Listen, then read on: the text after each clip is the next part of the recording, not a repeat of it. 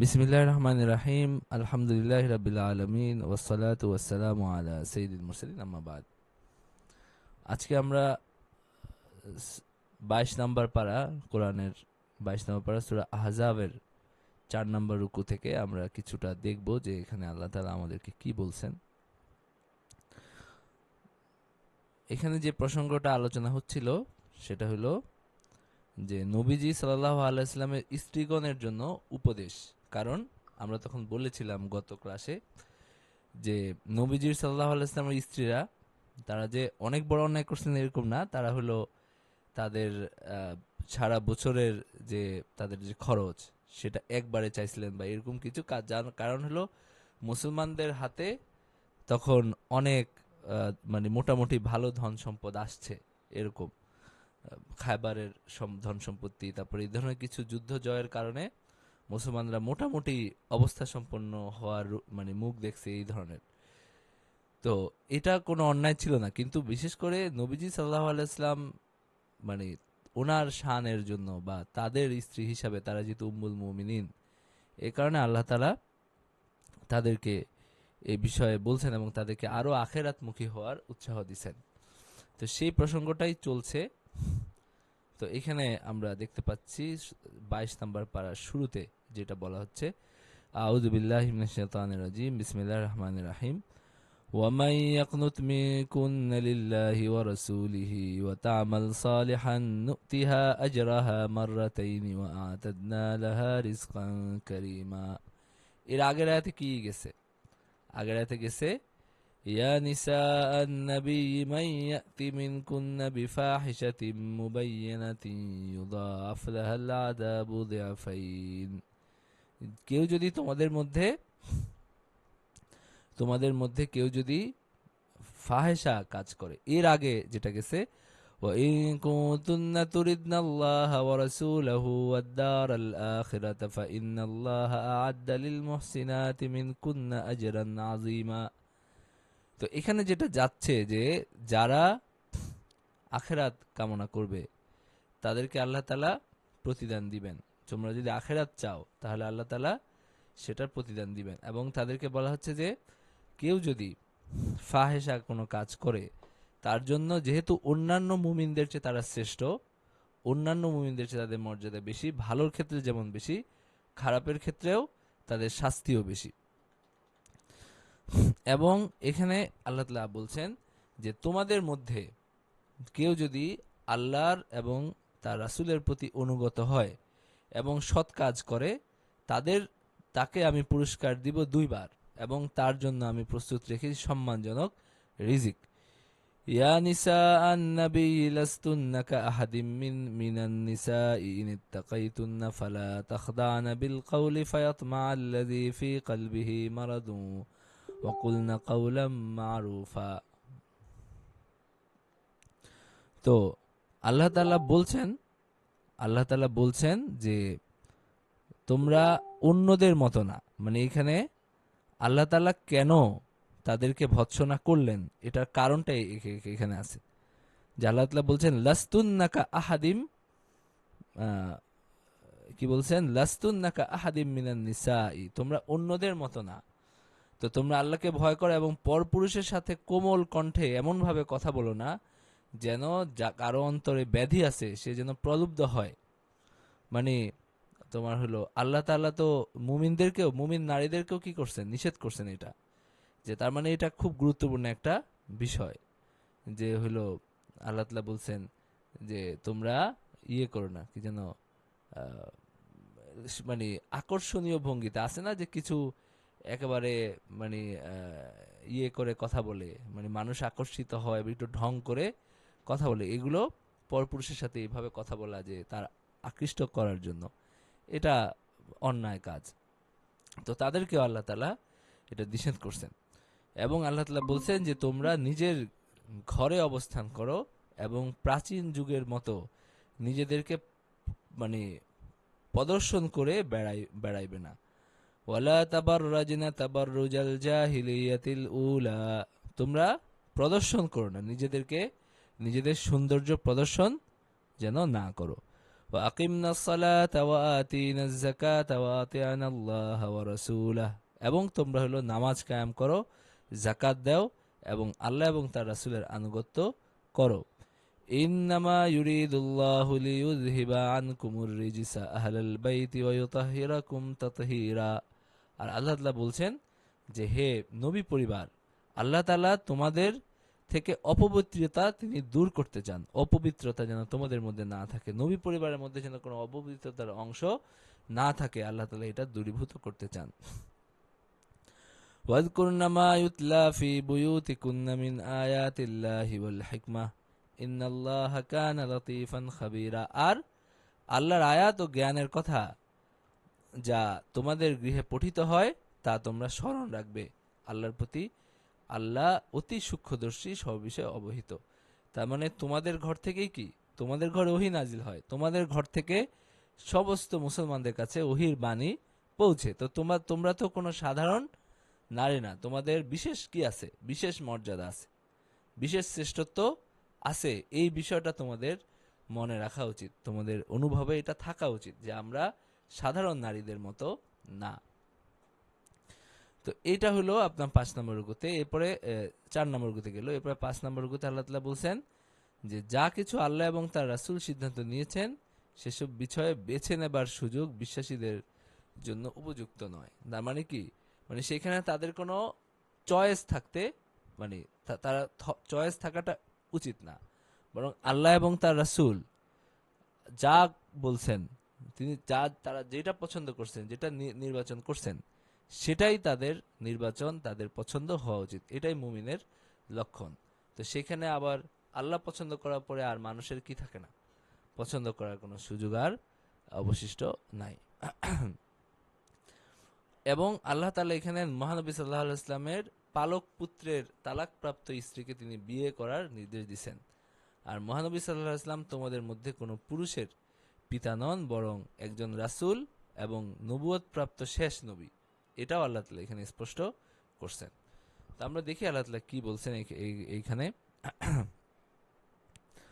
আল্লাহ তাআলা এখানে বলছেন যে ইন্নাল মুসলিমিনা ওয়াল মুসলিমাতি ওয়াল মুমিনিনা ওয়াল মুমিনাতি ওয়াল কানিতিনা ওয়াল কানিতাতি ওয়াস সাদিকিনা ওয়াস সাদিকাত والصابرين والصابرات والخاشعين والخاشعات والمتصدقين والمتصدقات والصائمين والصائمات والحافظين فروجهم والحافظات والذاكرين الله كثيرا والذاكرات أعد الله لهم مغفرة وأجرا عظيما।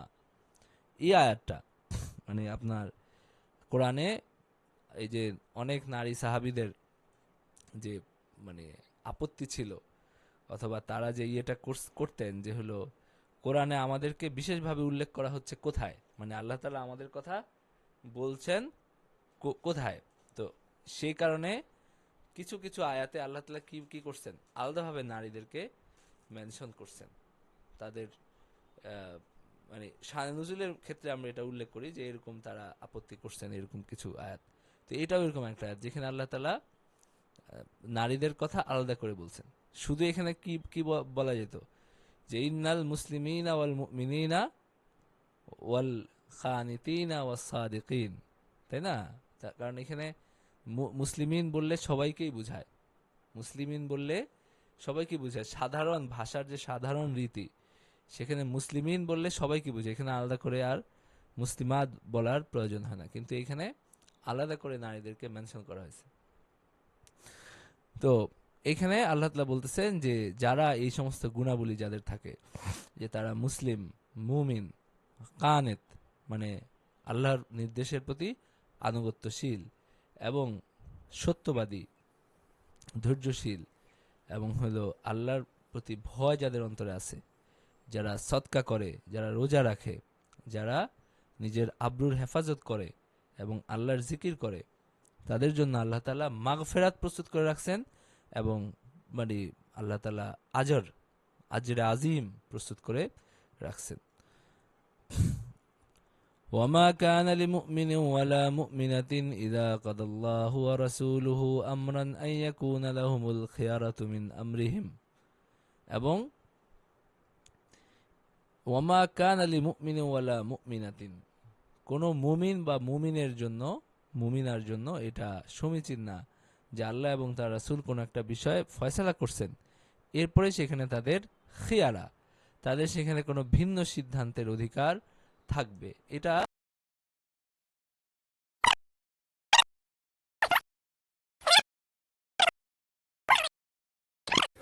কথা বোঝা যাচ্ছে না, ঝামেলা করতেছে, কথা বোঝা যাচ্ছে না।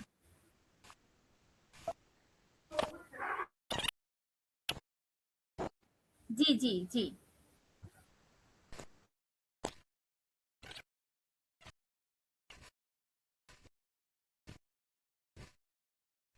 আপনি কি মাইক্রোফোন ইউজ করেন? ওটা যদি ব্যাটারি প্রবলেম হয় তাহলে এরকম ব্যাটারি হইতে তো পারে। এটার মধ্যে লাগে না।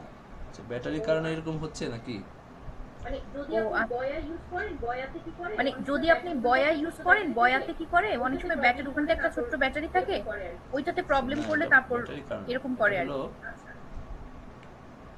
আচ্ছা, একবার আচ্ছা। চেষ্টা করে দেখি।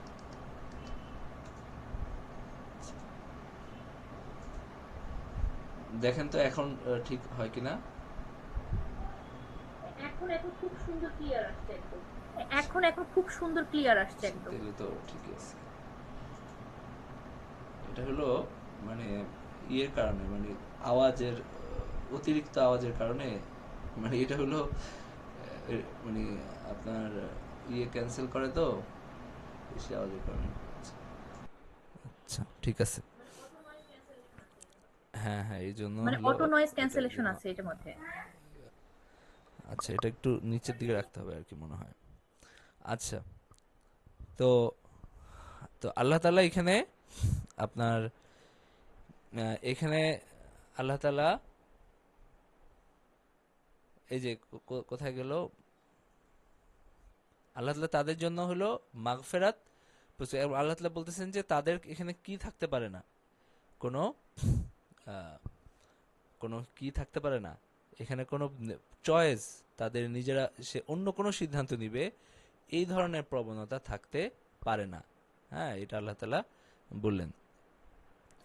এরপরে আল্লাহ তাআলা বলতেছেন, এটা এটা হলো জায়েদ আলাইহিস ইসলামের কথা, জায়েদ রাদিয়াল্লাহু আনহুর কথা বলতেছেন, যে জায়েদ ছিলেন কে?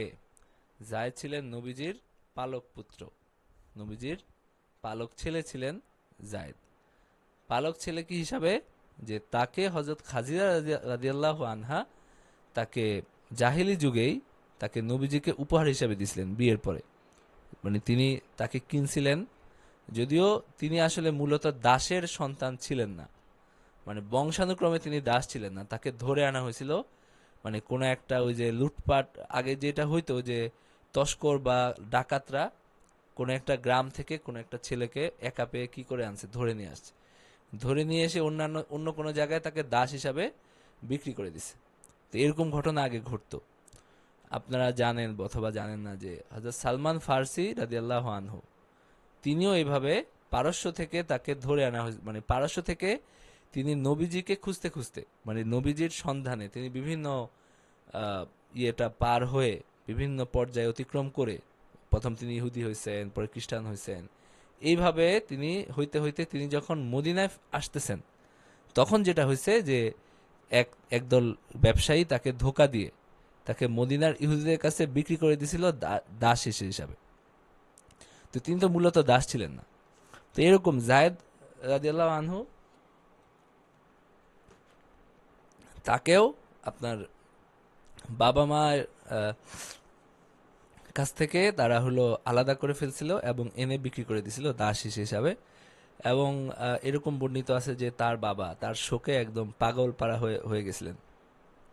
তিনি অনেক কবিতাও লিখছেন তার শোকে, সেই কবিতাও বর্ণিত আছে যে হযরত জায়েদ রাদিয়াল্লাহু আনহু শোকে তার বাবার লেখা কবিতা। তো অনেক খুঁজতে খুঁজতে খুঁজতে খুঁজতে এক পর্যায়ে তিনি এসে পাইছিল না জায়েদ রাদিয়াল্লাহু আনহুকে, কিন্তু তিনি আর যান নাই। এই ঘটনাটা আপনারা বোধহয় জানেন। তো যাই হোক, আহ, নবীজি সাল্লাহ আলাইসাল্লাম যখন তিনি যান নাই এই ধরনের ইয়ের পরে, বা আগে থেকেও তাকে অনেক স্নেহ করতেন, এরপরে তিনি মানে একজন মানুষ বুঝেন যে নবীজিকে কি পরিমাণ ভালোবাসছে বা কি পরিমাণ পছন্দ করছে, যে সে তার বাবা খুঁজে তার কাছে আসছে এবং উনি যান নাই, এবং তার বাবারা বলছে যে ঠিক আছে, সে যদি এখানে এত আনন্দে থাকে তাহলে শুধু শুধু আমরা কেন তাকে নিব। তো তারাও ফিরে গেছেন, এবং তারা নবীজিকে এসে বলছিলেন যে তাকে বলেন যে না আমাদের সাথে চলে যায়। তো নবীজি বলছেন আমি তো বাধ্য করতে পারি না, আমার কোনো বাধা নাই, আমি তাকে মুক্ত করে দিছি, কিন্তু আমি তো বাধ্য করতে পারি না যে চলে যাইতেই হবে। তো এই ঘটনার পরে নবীজি তাকে মানে ঘোষণা করছেন কাবায় গিয়ে যে আজকে থেকে জায়েদ আমার সন্তান। তো জাহিলি যুগে যেটা হইতো যে কাউকে সন্তান ঘোষণা করলে তারপরে তার দিকেই নিসবত করা হতো, মানে তার দিকেই, যেমন জায়েদ ইবনে মুহাম্মদ, এরপর থেকে তাকে বলা হতো জায়েদ ইবনে মুহাম্মদ, যে নবীজির পুত্র, মুহাম্মদের পুত্র জায়েদ। তো এরপরে যেটা হয়েছে সেটা হলো যে নবীজি সাল্লাহ আলাইসাল্লাম তাকে অত্যন্ত স্নেহ করতেন এবং তাকে একদম নিজের সন্তানের মতোই দেখতেন। আর তিনি খুবই সুদর্শনও ছিলেন, মানে তিনি হলো, আছে না যে দাস হিসাবে কোনো কালো টালো বা এই ধরনের না, বা আপনারা অনেক দাসদের কথা, দাস সাহাবীদের কথা জানেন, হযরত বেলালের কথা আপনারা জানেন যে তিনি হলো কৃষ্ণাঙ্গ ছিলেন, কিন্তু জায়েদ রাদিয়াল্লাহু আনহু এরকম না, বরং তিনি অত্যন্ত সুদর্শন ছিলেন। তো নবীজি সাল্লাল্লাহু আলাইহি ওয়াসাল্লাম তিনি তো, তার মধ্যে তো কোনো বৈষম্য নাই, মানে তার মধ্যে তো কোনো ওই যে কুলীনতা বা আছে না যে মানুষের মধ্যে এটা থাকেই, মানে এরকম একটা মানসিকতা মানুষের মধ্যে থাকে, কিন্তু তার মধ্যে তিনি যেহেতু নবী, তার মধ্যে এরকম কোনো ব্যাপার ছিল না, এরকম ভেদ ভাও তার মধ্যে কোনো ভাবে ছিল না। কিন্তু তিনি তার ফুফাতো বোন আহ, আপনার জায়নাব বিনতে জাহাস, তার ফুফাতো বোন, তাকে তিনি বিয়ে দিছিলেন জায়েদ রাদিয়াল্লাহু আনহুর কাছে। তো জায়নাব বিনতে জাহাস নবীজি ফুফাতো বোন, তার মানে তো বুঝেন যে তিনি অত্যন্ত উচ্চ বংশীয় মেয়ে, মানে মক্কায় নবীজির বংশ যেটা ছিল, কোরাইশের, কোরাইশ তো সবচেয়ে, পুরো আরবের মধ্যে তাদের একটা গৌরব ছিল, আবার কোরাইশের মধ্যেও হাশেমি, তাদের একটা অন্যরকম একটা শ্রেষ্ঠত্ব বা গৌরব তাদের ছিল, যে তারা অত্যন্ত উচ্চ বংশীয়। তো তিনি কখনোই জায়েদকে মন থেকে মেনে নিতে পারেন নাই, যে একজন মুক্তিপ্রাপ্ত দাস তার সাথে তাকে বিয়ে দিছে। তো নবীজির উপরে তারা কথা বলতেন না, সাহাবীরা নবীজি একটা ডিসিশন নিছেন সেটা নিয়ে তারা সাধারণত এটা কোনো বিরুদ্ধাচরণ করতেন না। তো নবীজি যখন তাকে বলছেন যে আমি তোমাকে জায়েদের সাথে বিয়ে দিতে চাই, তোমার কোনো আপত্তি আছে? তিনি বলছেন যে আপনারা যা ফয়সালা করবেন, আল্লাহ রাসূল, আল্লাহ এবং তার রাসূল যে ফয়সালা করবেন, আমার তো এখানে কোনো আপত্তি নাই। কিন্তু তিনি মন থেকে তাকে আসলে মেনে নিতে পারেন না, এবং হলো তাদের সংসারে অশান্তি লেগেই আছে।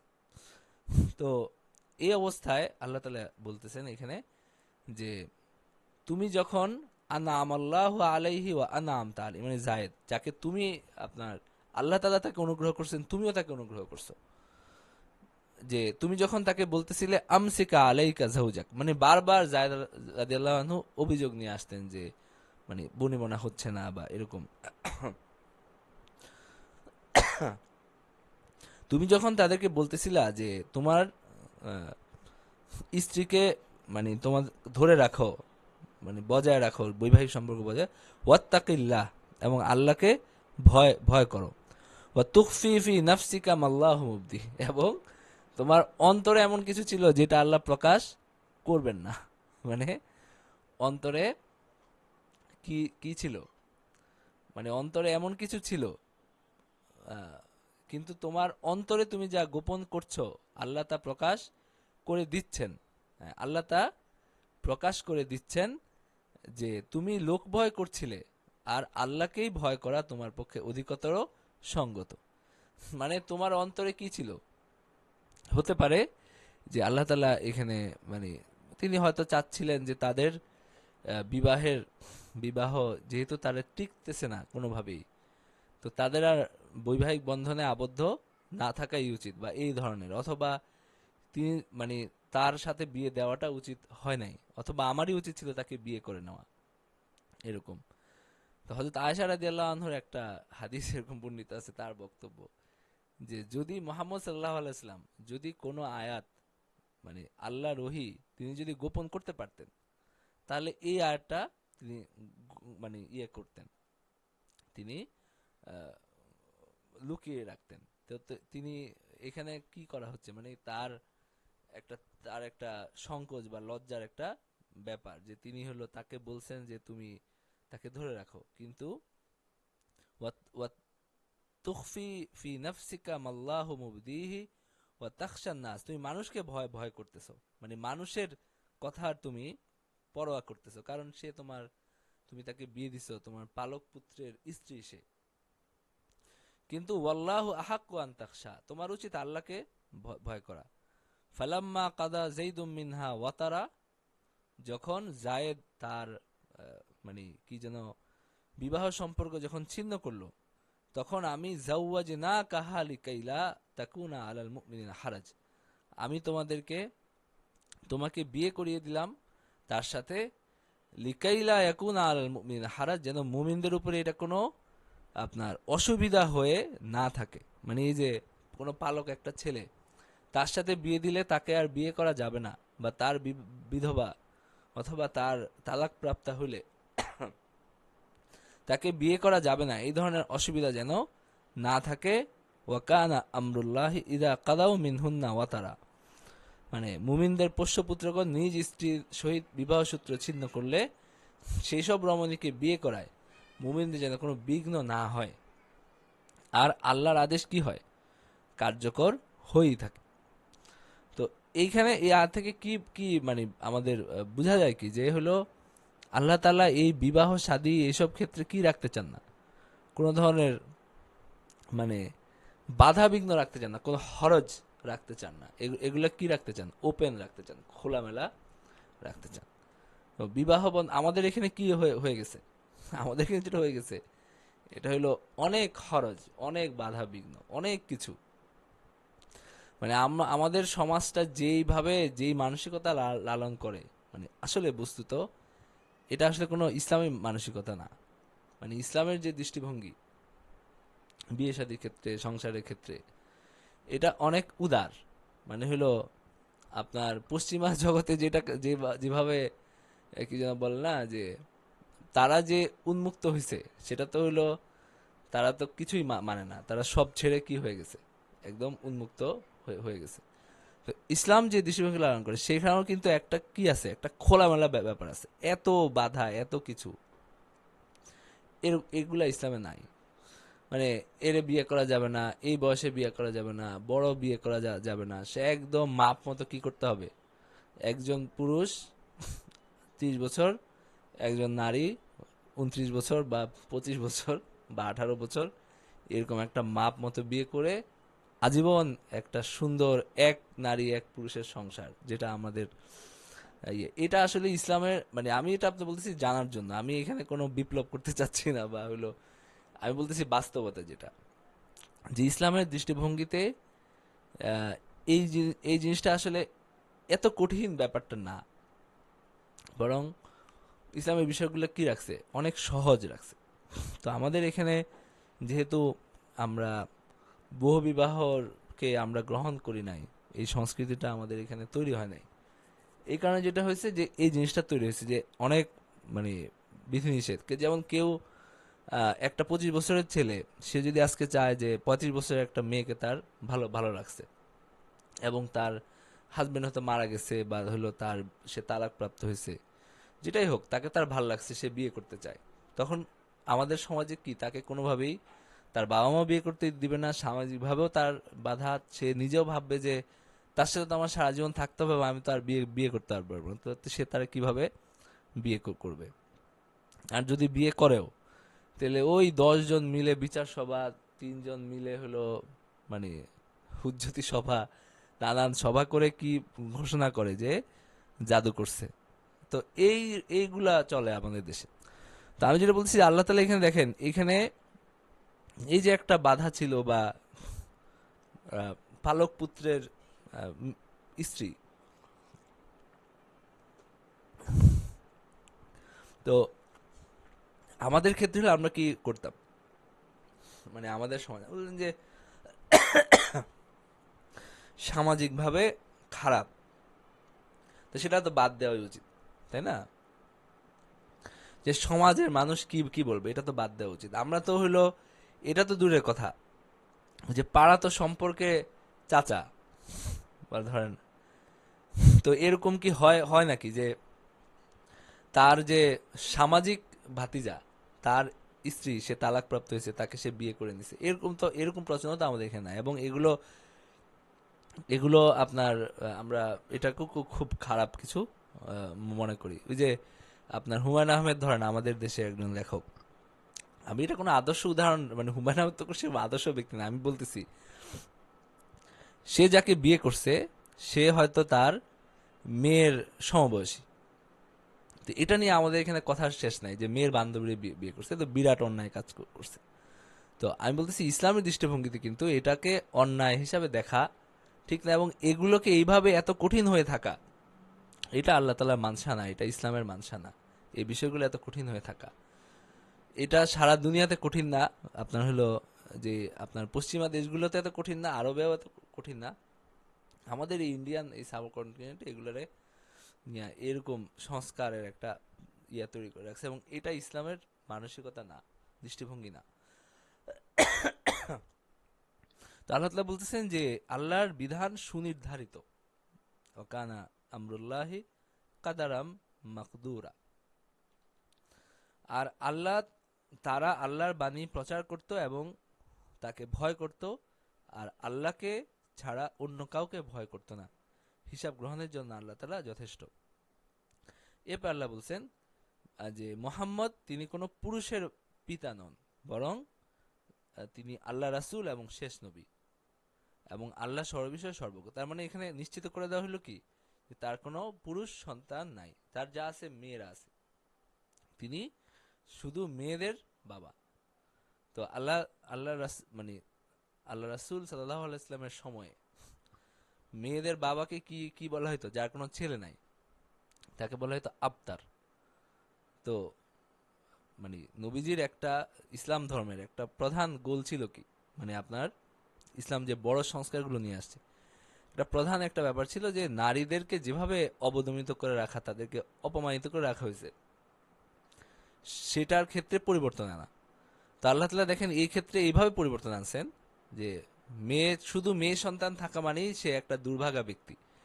তিনি তার মানে সর্বশ্রেষ্ঠ মানুষ, মানে সর্বশ্রেষ্ঠ নবী, তাকে রাখছেন শুধু মেয়েদের পিতা, মানে তিনি শুধু মেয়েদের বাবা, তার কোনো জীবিত পুত্র সন্তান নাই, এবং তিনি এইভাবেই দুনিয়া থেকে গেছেন। এবং এখানে আল্লাহ তাআলা এটাকে স্পষ্ট করে ঘোষণা করে দিয়েছেন যে তিনি কোনো পুরুষের পিতা নন, তার শুধু মেয়েরা আছে। এবং মেয়েদের মাধ্যমে কি হয়েছে, এখন পর্যন্ত তার বংশ, যেটা আমরা সাইয়েদ বংশ বলি, এটা তো তার মেয়েদের মাধ্যমে আসছে। তো এই ব্যাপারগুলো মানুষের মানসিকতা পরিবর্তন করার জন্য অনেক গুরুত্বপূর্ণ ভূমিকা। মানে আপনার হলো আপনি বলে বলে আপনি 10টা আয়াত নাজিল করে, বা আপনার 10টা হাদিস দিয়ে যেটা, যে মানসিকতাটা পরিবর্তন হয় না বা যেটা প্রতিষ্ঠিত হয় না, এরকম উদাহরণগুলো এর চেয়ে বেশি শক্তিশালী এই মানসিকতা পরিবর্তন করার ক্ষেত্রে। তো এখানে এই বিষয়টা গেল। আচ্ছা, কারো কোনো প্রশ্ন আছে?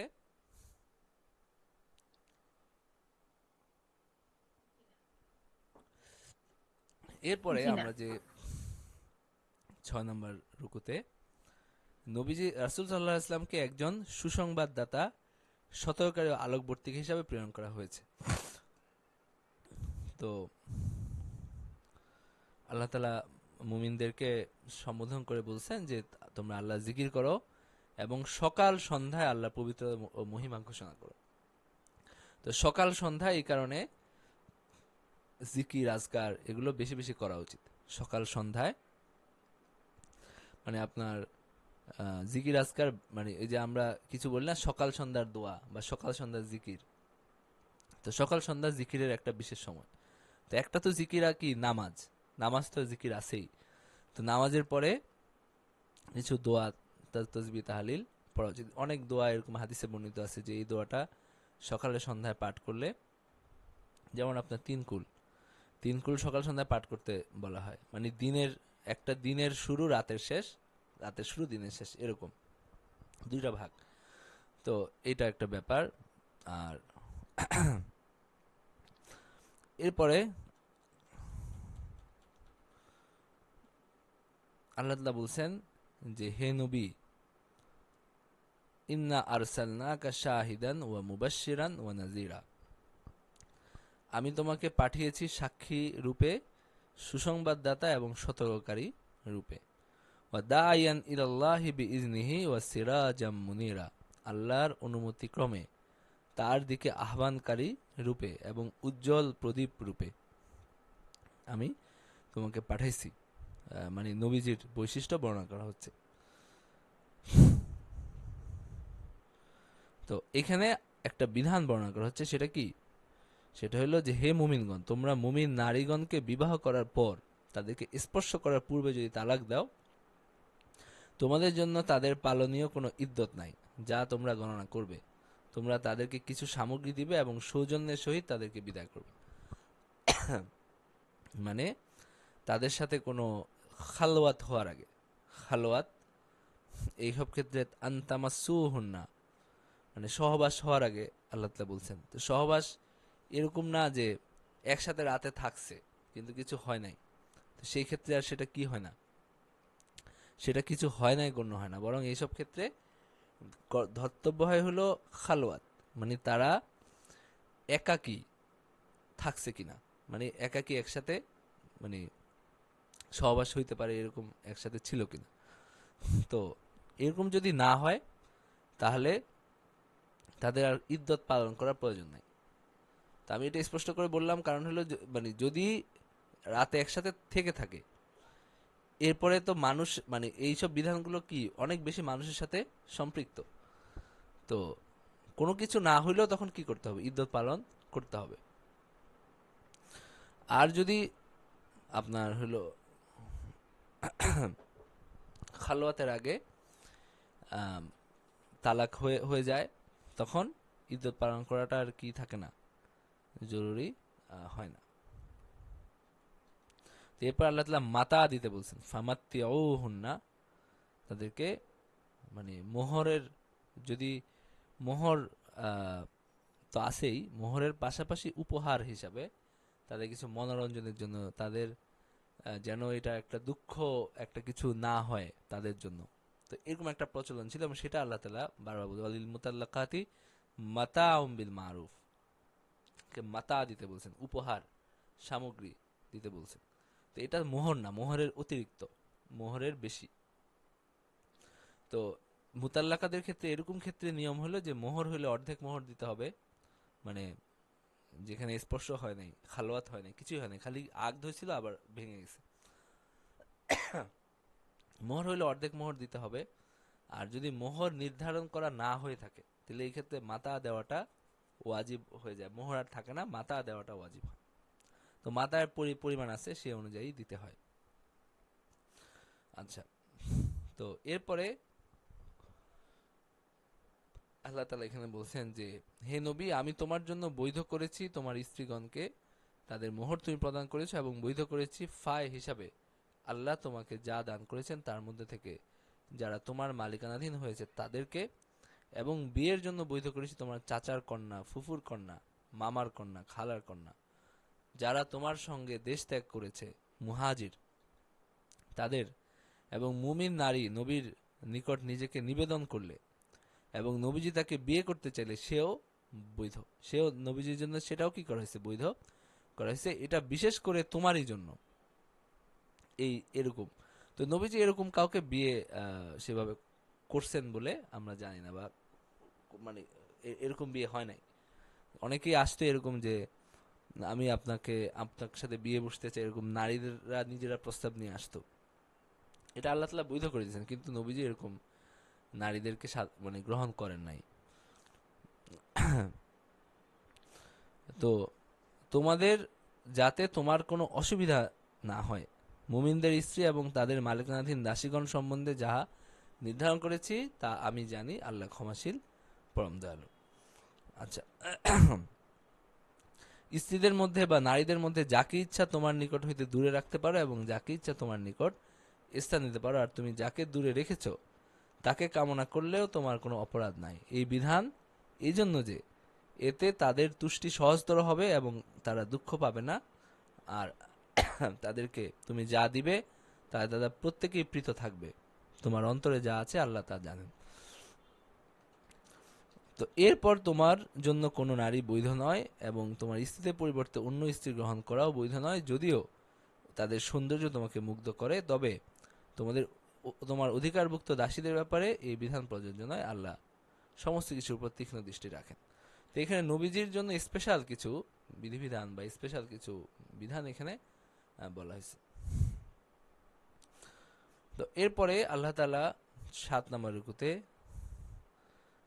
নবীজির ঘরে প্রবেশ করার জন্য তোমরা অনুমতি ছাড়া যেন প্রবেশ না করা হয়, আর আমন্ত্রিত হলে যেন কথোপকথন দীর্ঘায়িত করা না হয়, এবং নবীজির ইন্তেকালের পর তার স্ত্রীদের বিবাহ করার যে জায়েজ নেই সেটাও এখানে আসছে। এবং আল্লাহ নবীজি সাল্লাল্লাহু আলাইহি ওয়াসাল্লামের উপর রহমত বর্ষণ করেন এবং তার ফেরেশতারা রহমতের দোয়া করেন, এটাও এখানে আসছে। তো আল্লাহ তাআলা বলছেন যে তোমরা নবীজির ঘরে এভাবে বসে থাকা কোনো দীর্ঘ সময়, আদব আর কি এটা, যে দেখা গেছে যে ঠিক আছে নবীজি খাইতে ডাকছেন, দাওয়াত দিছেন, তো খাওয়া দাওয়া শেষ হয়ে গেছে, অনেক সময় আমাদের এটা অন্যান্য ক্ষেত্রে কি করা উচিত, মনে রাখা উচিত, বিশেষ করে বিয়ের সময় যেটা হয়। তো বাসর রাতের জন্য হলো যখন তাদেরকে সময় দেওয়া উচিত, তো তখনও দেখা যায় কি কয়েকজন বসে বসে তারা অনেক সময় ইচ্ছা করে এগুলো করে। তো এটা ঠিক না, এগুলো হলো ফাইজলামি বেশি বেশি হয়ে যায় আর কি অনেক ক্ষেত্রে। তো এখানে আল্লাহ তাআলা বলছেন যে তোমাদেরকে খাইতে রাখা হয়েছে, কি খেয়ে ঠিকভাবে কি নাও, বিদায় নিয়ে চলে আসা, এটা উচিত। তো দীর্ঘক্ষণ বসে থেকে তাদেরকে কষ্ট দেওয়া এটা উচিত না। আচ্ছা, এরপরে নবীজিকে কোনোভাবে যেন কষ্ট দেওয়া না হয়, এটা আল্লাহ তাআলা বলছেন। আল্লাহ তাআলার এবং আল্লাহ বলেন যে তোমরা কোনো বিষয় প্রকাশ করো অথবা গোপন রাখো, আল্লাহ সর্ববিষয়ে কি সর্বজ্ঞ। তো এরকম ঘটনা ঘটছিল, নবীজি বিরক্ত হয়েছিলেন, তো সেটাও আল্লাহ তাআলা কি করে দিয়েছেন, নিষেধ করে দিয়েছেন।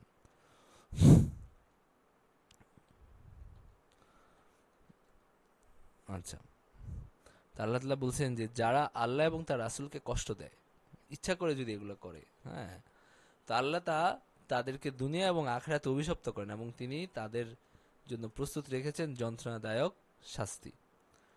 আর যারা মুমিন পুরুষ ও মুমিন নারীদেরকে কষ্ট দেয় এমন কোন অপরাধের জন্য যা তারা তাদের হয় না, তারা তাদের কৃতকর্ম না, হ্যাঁ, এরকম কোনো কাজের জন্য যদি কষ্ট দেয়, অপবাদ দেয়, তাহলে ফাকাদ ইহতামালু বুহতানা ওয়া ইসমাম মুবিনা, তারা অপবাদের স্পষ্ট পাপের বোঝা বহন করে। এই দুইটা আয়াতে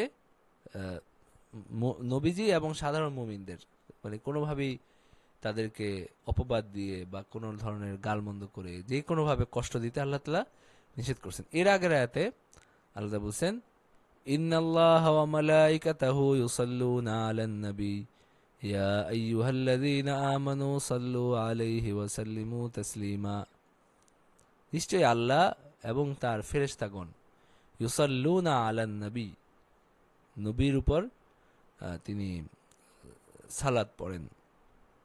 আর আল্লাহ মুমিনদেরকে সম্বোধন করে বলছেন যে আল্লাহ তোমরাও নবীর উপর সালাত পড়ো, এবং নবীর উপর সালাত পড়েন মানে কি তিনি রহমত বর্ষণ করেন।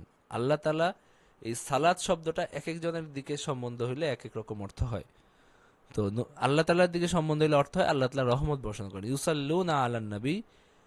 আর ফেরেশতাদের দিকে সম্বন্ধ হইলে অর্থ হয় যে রহমতের জন্য দোয়া করেন, এক একজনের ক্ষেত্রে একরকম। তো ইন্নাল্লাহা ওয়া মালাইকাতাহু ইউসাল্লুনা আলান নবী, তারা আল্লাহ নবীর প্রতি অনুগ্রহ করেন এবং ফেরেশতারা নবীর জন্য অনুগ্রহ প্রার্থনা করেন।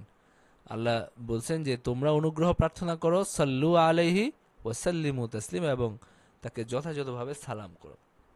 আল্লাহুম্মা সাল্লি আলা মুহাম্মাদ ওয়া আলা আলি মুহাম্মাদ, আসসালাতু ওয়াসসালামু আলান নবী সাল্লাল্লাহু আলাইহি ওয়াসাল্লাম। তো দুরূদ পড়া আর কি, বেশি বেশি দুরূদ পড়তে আল্লাহ তাআলা বলছেন।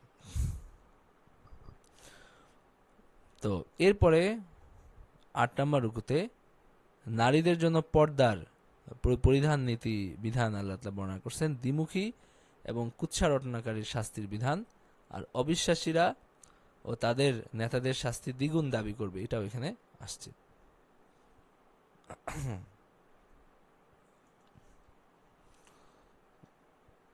তো এখানে যেটা আসছে যে তুমি স্ত্রীগণকে, কন্যাদেরকে এবং মুমিন নারীদেরকে বলো তারা যেন তাদের চাদরের কিয়দংশ তা নিজেদের উপর টেনে দেয়, যেন তাদেরকে চিনা সহজতর হয়। মানে তারা যে নবী পরিবারের, এরা চিনা যেন তাদের অন্যরা চিনতে পারে, এবং ফলে তাদেরকে কেউ উত্ত্যক্ত না করে। আল্লাহ ক্ষমাশীল পরম দয়ালু। আর যদি মুনাফিকরা, তাদের অন্তরে ব্যাধি আছে, তারা যারা নগরে গুজব রটনা করে, তারা যদি বিরত না হয়, আমি তাদের বিরুদ্ধে তোমাকে প্রবল করব। তাদের উপর নগরীতে তোমার প্রতিবেশী রূপে তারা অল্প সময়ই থাকবে। মানে কিছু মুনাফিকদের কর্মকাণ্ড আল্লাহ তাআলা বলছেন। আচ্ছা, আমার কথা কি শোনা যাচ্ছিল এতক্ষণ ধরে?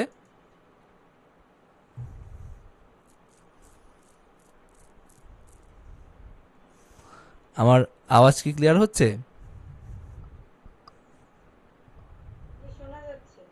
আচ্ছা, এতক্ষণ ধরেও কি শোনা যাচ্ছে?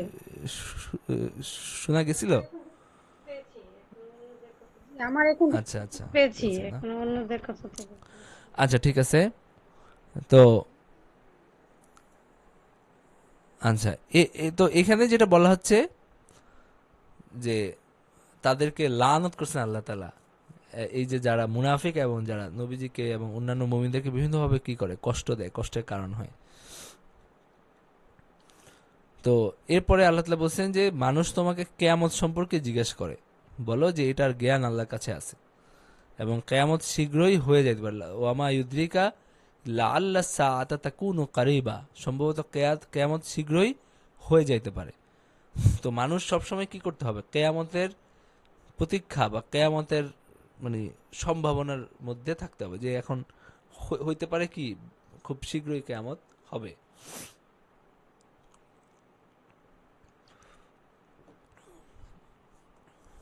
আচ্ছা, এরপরে আল্লাহ তাআলা কাফেরদের শাস্তির কথা ঘোষণা করছেন, এবং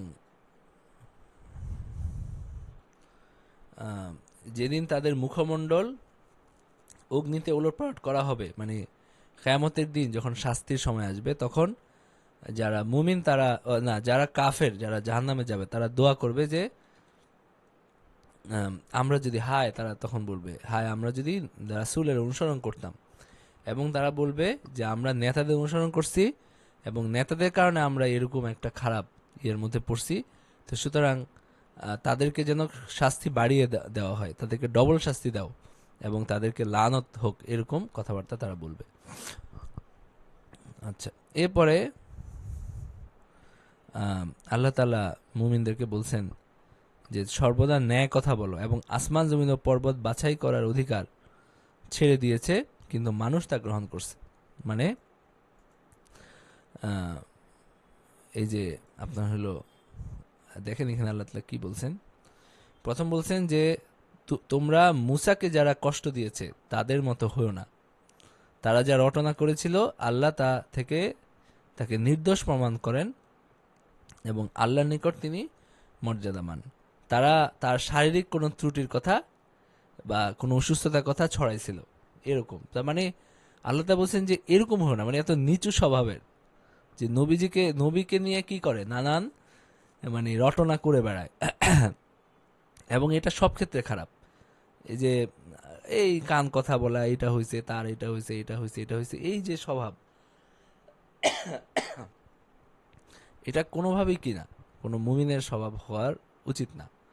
এবং বিশেষ করে আল্লাহ তাআলা বলতেছেন যে এরকম হয় না, যারা মুসাকে কষ্ট দিছে তাদের মতো হয় না, যে তোমরাও এরকম তোমাদের নবীকে কষ্ট দিবা, এটা তোমাদের জন্য কোনোভাবেই শোভন না। এবং আল্লাহ তাআলা ন্যায় কথা বলতে বলছেন, মানুষের মধ্যে সমাধান করতে বলছেন। এবং আল্লাহ তাআলা বলছেন যে আমি আসমান জমিন এবং পর্বতমালার প্রতি আমি আমানত পেশ করছিলাম। আমানত হলো ঈমান এবং হেদায়েত কবুল করার স্বাভাবিক ক্ষমতা, মানে এই যে চয়েস, মানে তারা যে আল্লাহ তাআলার যে তাকাল্লুফ, মানে তারা যে হলো বিধান প্রতিপালন করবে, আল্লাহ তাআলার ইচ্ছা ক্ষমতা দিয়ে মানে স্বেচ্ছায় তারা যে বিধান মানে প্রতিপালন করবে, এই সুযোগ আমি দিছিলাম কাকে? ইন্না আরাদনা আমানাতা আলাস সামাওয়াতি ওয়াল আরদি ওয়াল জিবাল, পাহাড়কে, আসমান জমিনকে। ফাআবাইনা আন ইয়াহমিলনাহা, তারা এটা বহন করতে কি করছে? অস্বীকার করছে। ওয়া আশফাকনা মিনহা, এবং তারা ভয় পাইছে, শঙ্কিত হয়েছে। ওয়া হামালাহাল ইনসান, কিন্তু মানুষ এটা গ্রহণ করছে, কারণ মানুষ ইন্নাহু কানা জালুমান জাহুলা, মানুষ অতিশয় জালেম, অতিশয় অজ্ঞ। মানে মানুষ কি, মানুষ হলো বোকা আর কি। আমরা বলি না, যখন বাচ্চারা একটা কিছু আহ, খারাপ কিছু, একটা ছুরি যখন হাতে নিয়ে নিয়ে নেয়, তখন আমরা কি বলি? যে মানুষ আসলে বোকা। তো এইটা আল্লাহ তাআলা এই সুরে এই কথাটা বলছেন, ইন্নাহু কানা জালুমান জাহুলা, সে অতিশয় জালেম, অতিশয় অজ্ঞ। মানুষের মধ্যে এই প্রবণতা আছে। পরিণামে আল্লাহ তাআলা মুনাফিক পুরুষ, মুনাফিক নারী, মুশরিক পুরুষ এবং মুশরিক নারীকে শাস্তি দিবেন, এবং মুমিন পুরুষ এবং মুমিন নারীকে ক্ষমা করবেন। আল্লাহ ক্ষমাশীল, পরম দয়ালু। আচ্ছা, তো এরপরে আসছে সূরা সাবা। সূরা সাবার এখানে 6টা রুকু আছে, মক্কি সূরা। প্রথম রুকুতে যেটা আছে যে সে সময় অবশ্যই আসতে যাচ্ছে এবং ন্যায় বিচার প্রতিষ্ঠা করা হবে বিশ্বাসীদের পুরস্কৃত করতে, এবং যারা আল্লাহর বাণীকে অস্বীকার করে তাদের শাস্তি দিতে। তারা পরকালে বিশ্বাস করে না, যারা পরকালে বিশ্বাস করে না তারা ক্ষতিগ্রস্ত।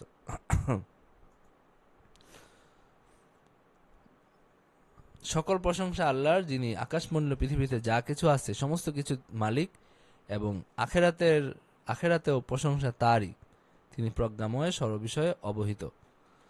আর তিনি জানেন যা ভূমিতে প্রবেশ করে, তা যা উহা থেকে নির্গত হয়, এবং যা আকাশ থেকে নাজিল হয়, এবং যা কিছু উহাতে উত্থিত হয়। তিনি পরম দয়ালু, অতিশয় ক্ষমাশীল। কাফেররা বলে, আমাদের নিকট কিয়ামত আসবে না। বলো, অচিরেই এটা আসবেই। ঠিক আছে? এবং আল্লাহ তাআলা তোমাদেরকে কি করবেন?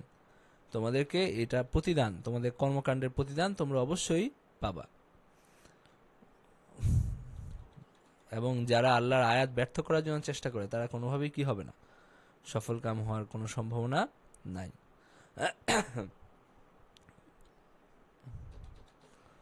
আচ্ছা, এরপরে পরের রুকুতে আল্লাহ তাআলা দাউদ আলাইহিস সালামের কথা বলছেন।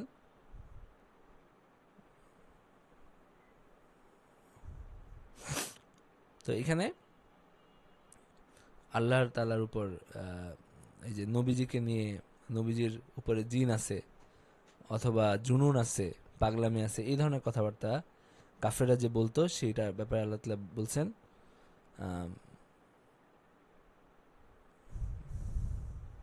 এবং আল্লাহ তাআলা তার শাস্তির ব্যাপারে কি করছেন? সতর্ক করছেন। এরপর রুকুতে যেটা আছে যে পর্বত এবং পাখি দাউদ আলাইহিস সালামের সাথে আল্লাহ প্রশংসা করত, এবং আল্লাহ বায়ু এবং জিনকে হযরত সুলাইমান আলাইহিস সালামের বশে আনছেন। আর জিন অদৃষ্ট জানে, মানুষের এমন দাবি মিথ্যা। জিনের অদৃষ্ট জানার কি নাই? কোনো ক্ষমতা নাই। আল্লাহ তাআলা দাউদ আলাইহিস সালামকে কি করছিলেন? অনুগ্রহ দান করছিলেন, এবং তার সাথে পর্বতমালাকে তার অনুগামী করছিলেন। দাউদের সঙ্গে তাসবিহ পড়ো, এটা আল্লাহ তাআলা পর্বতমালাকে নির্দেশ দিয়েছিলেন, এবং তার জন্য আল্লাহ তাআলা লোহাকে নরম করে দিয়েছিলেন। তিনি লোহাকে হাতের ইয়েতে লোহাকে তিনি গলিয়ে ফেলতেন এবং বর্ম তৈরি করতেন, যেন তিনি পূর্ণ মাপের বর্ণ তৈরি করতে পারেন। এবং সুলাইমানকে আল্লাহ তাআলা কি করছেন? বাতাস তার অধীন করে দিয়েছেন। তো তাদেরকে আল্লাহ তাআলা অনেক শ্রেষ্ঠত্ব এবং নিয়ামত আল্লাহ তাআলা তাদেরকে দিয়েছেন। এবং এই যে জিনরা তার জন্য কাজ করত, এবং কিভাবে তারা তার জন্য বিভিন্ন কিছু জিনিস বানাইতো, এবং এই যে বাইতুল মুকাদ্দাস, এটাও প্রথম যখন বানানো হয়েছে সেখানে জিনরাও অংশগ্রহণ করছে।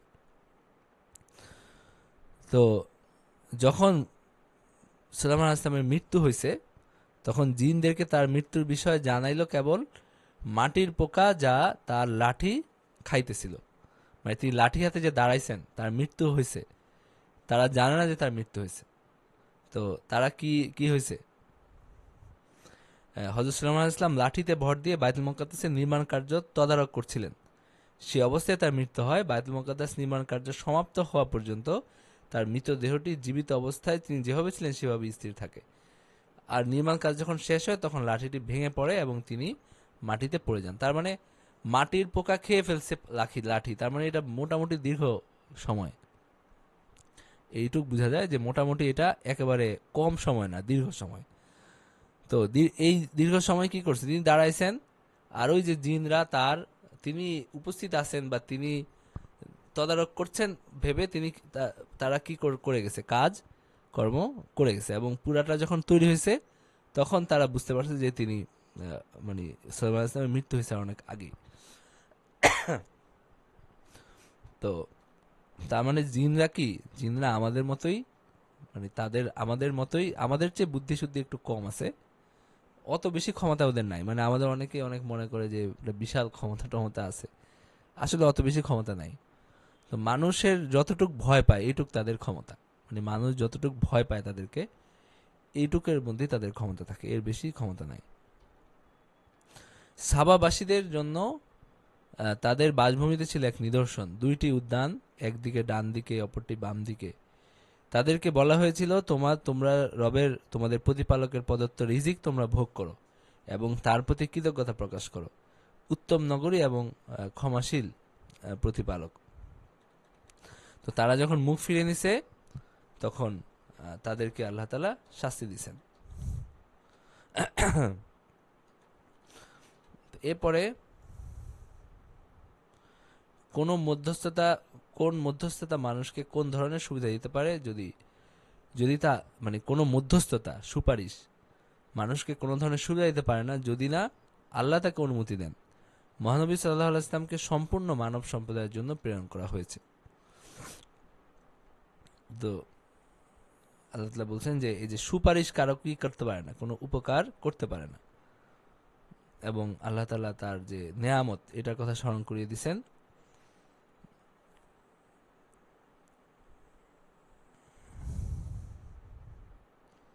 এবং তারা যে বলে যে হলো কখন এইটা আসবে, আযাব আসবে, বা যে প্রতিশ্রুতি আছে সেটা কখন আসবে, এটা তারা বলে।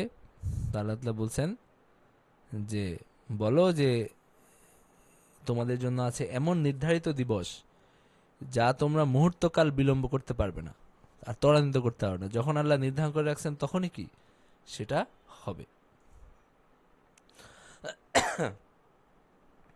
আর মুহাম্মদ সাল্লাল্লাহু আলাইহি ওয়াসাল্লামকে সব মানব গোষ্ঠীর জন্য প্রেরণ করা হয়েছে। ওমা আরসালনাকা ইল্লা রাহমাতান লিল আলামিন। এখানে কি আছে, ওমা আরসালনাকা ইল্লা কাফাতাল লিন্নাসি বাশীরা ওয়া নাযীরা।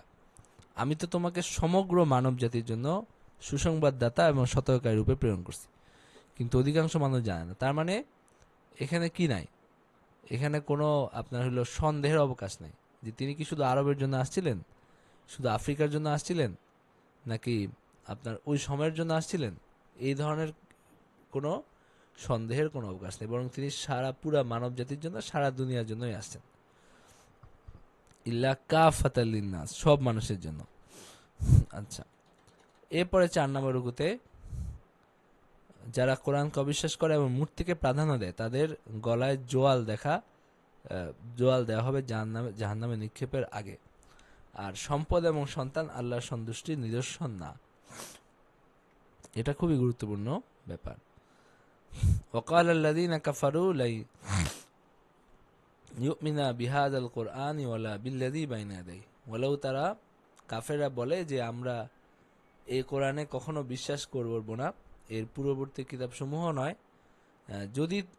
তুমি যদি দেখতে যে জালিমদেরকে যখন তাদের প্রতিপালক সম্মুখে দণ্ডায়মান করা হবে তখন তারা পরস্পর বাদ প্রতিবাদ করতে থাকবে। যাদেরকে দুর্বল মনে করা হইতো তারা ক্ষমতা দর্পীদের বলবে যে তোমরা না থাকলে আমরা অবশ্যই মুমিন হইতাম।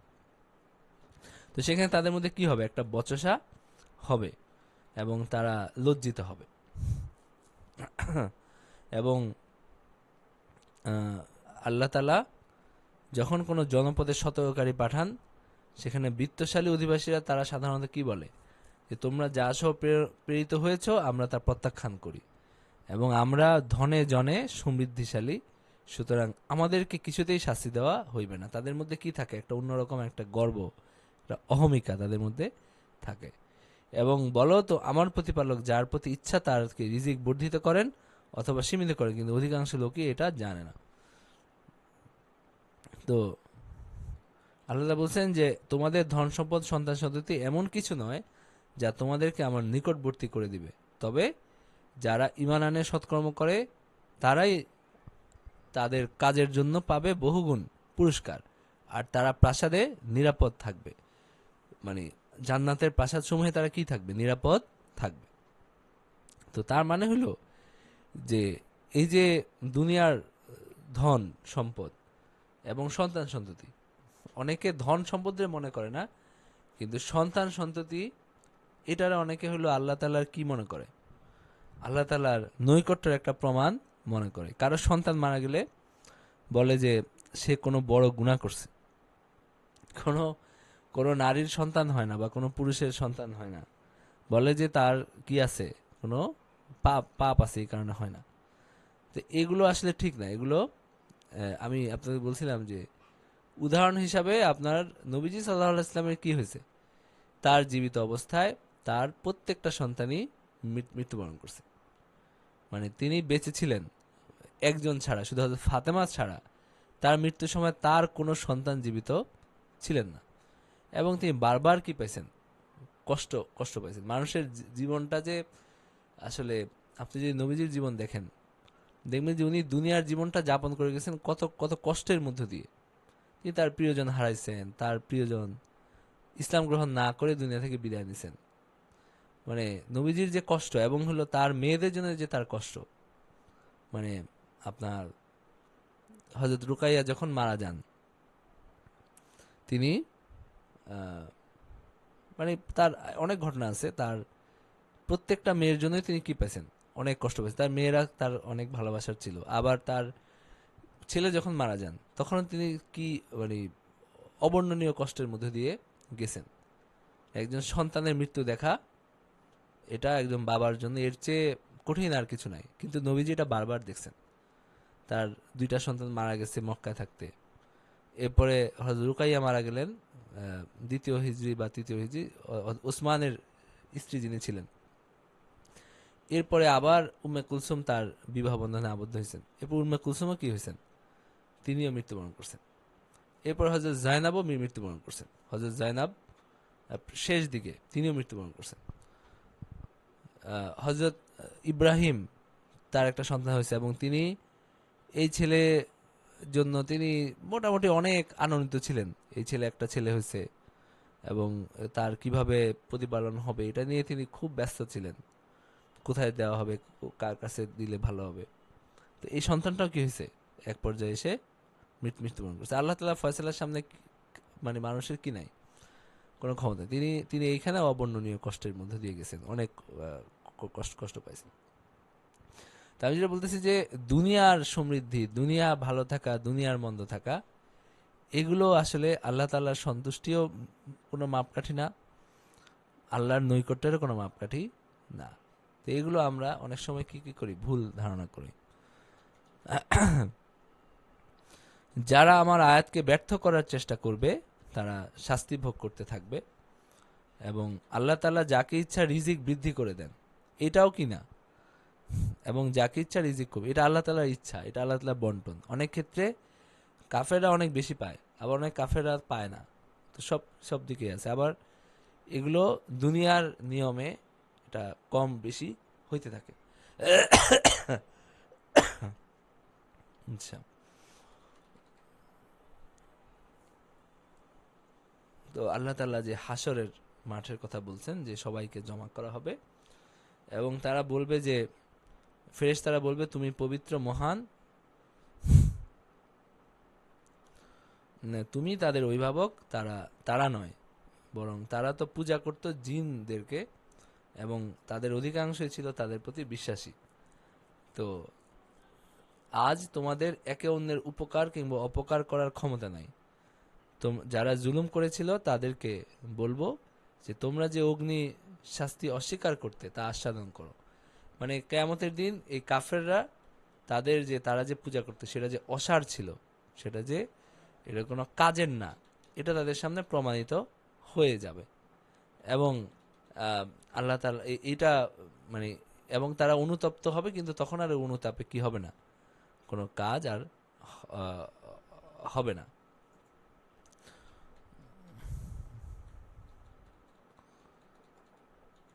কোনো মধ্যস্থতা মানুষকে কোনো ধরনের সুবিধা দিতে পারে না। এটা গেছে। আচ্ছা, 6, অবিশ্বাসীদেরকে তাদের মিথ্যা বিবৃতি দিয়ে চিন্তা করতে বলা হলো। সত্য প্রকাশিত হয়েছে, মিথ্যা দিয়ে কোনো কিছু উৎপন্ন বা পুনরুদ্ধার করা যাবে না। আর বিচার দিবসে অবিশ্বাসীরা বিশ্বাস আনতে চাইবে, কিন্তু তখন তাদের কোনো উপকারে মানে আসবে না। বিচার দিবসে তারা অনুতপ্ত হবে, তখন আর কি হবে না, সেটা দিয়ে কোনো কাজ হওয়ার কোনো উপায় থাকবে না।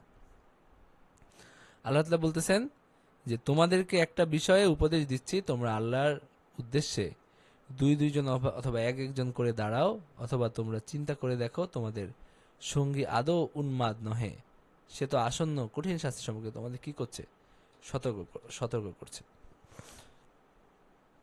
এবং মানে নবীজি তো তাদের কাছে কি চান না, কোনো পারিশ্রমিক চান না।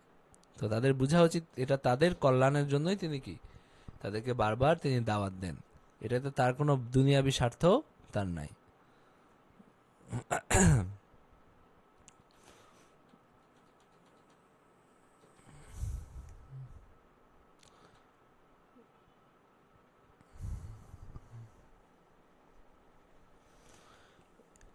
আখেরাতে যখন তারা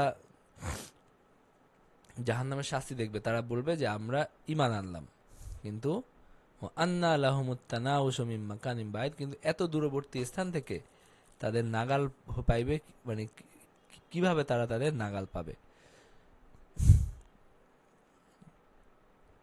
এবং এর পূর্বে তারা তো আগে কি করছিল, কুফরি করছিল, প্রত্যাখ্যান করছিল, এবং তারা দূরবর্তী স্থান থেকে অদৃশ্য বিষয়ে বাক্য ছুঁড়ে মারত। মানে তারা মন চায় যা খুশি এগুলো বলতো অদৃশ্য বিষয়ে, এবং তারা নবীদের উপর নির্ভর না করে তারা এই সমস্ত কাজ করত। এবং তাদের বাসনার মধ্যে অন্তরায় করা হয়েছে, ইহাদের বাসনার মধ্যে অন্তরায় করা হয়েছে, যেমন পূর্বে করা হয়েছিল তাদের এবং সমপন্থীদের ক্ষেত্রে। তারা বিভ্রান্তিকর সন্দেহের মধ্যে, ইন্নাকুম লাফি শাক্কিম মুরিব, তারা তাদের বিভ্রান্তিকর সন্দেহের মধ্যে আছে। ওয়াহিলা বাইনাহুম ওয়া বাইনা মা ইয়াশতাহুন কামা ফুইলা বিআশিয়াইহিম মিন ক্বাবল।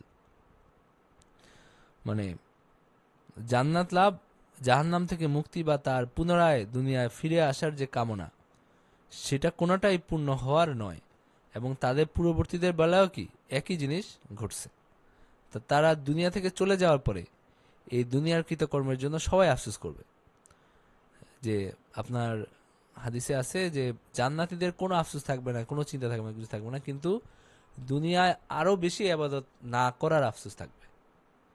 দুনিয়ায় কেন আরো বেশি ইবাদত করলো না তারা, এর জন্য তারা কি করবে, জান্নাতীরাও আফসোস করবে। আচ্ছা, তো কোনো প্রশ্ন আছে কারো?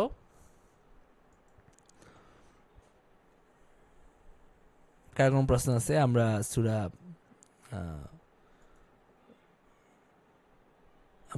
সাবা শেষ করলাম।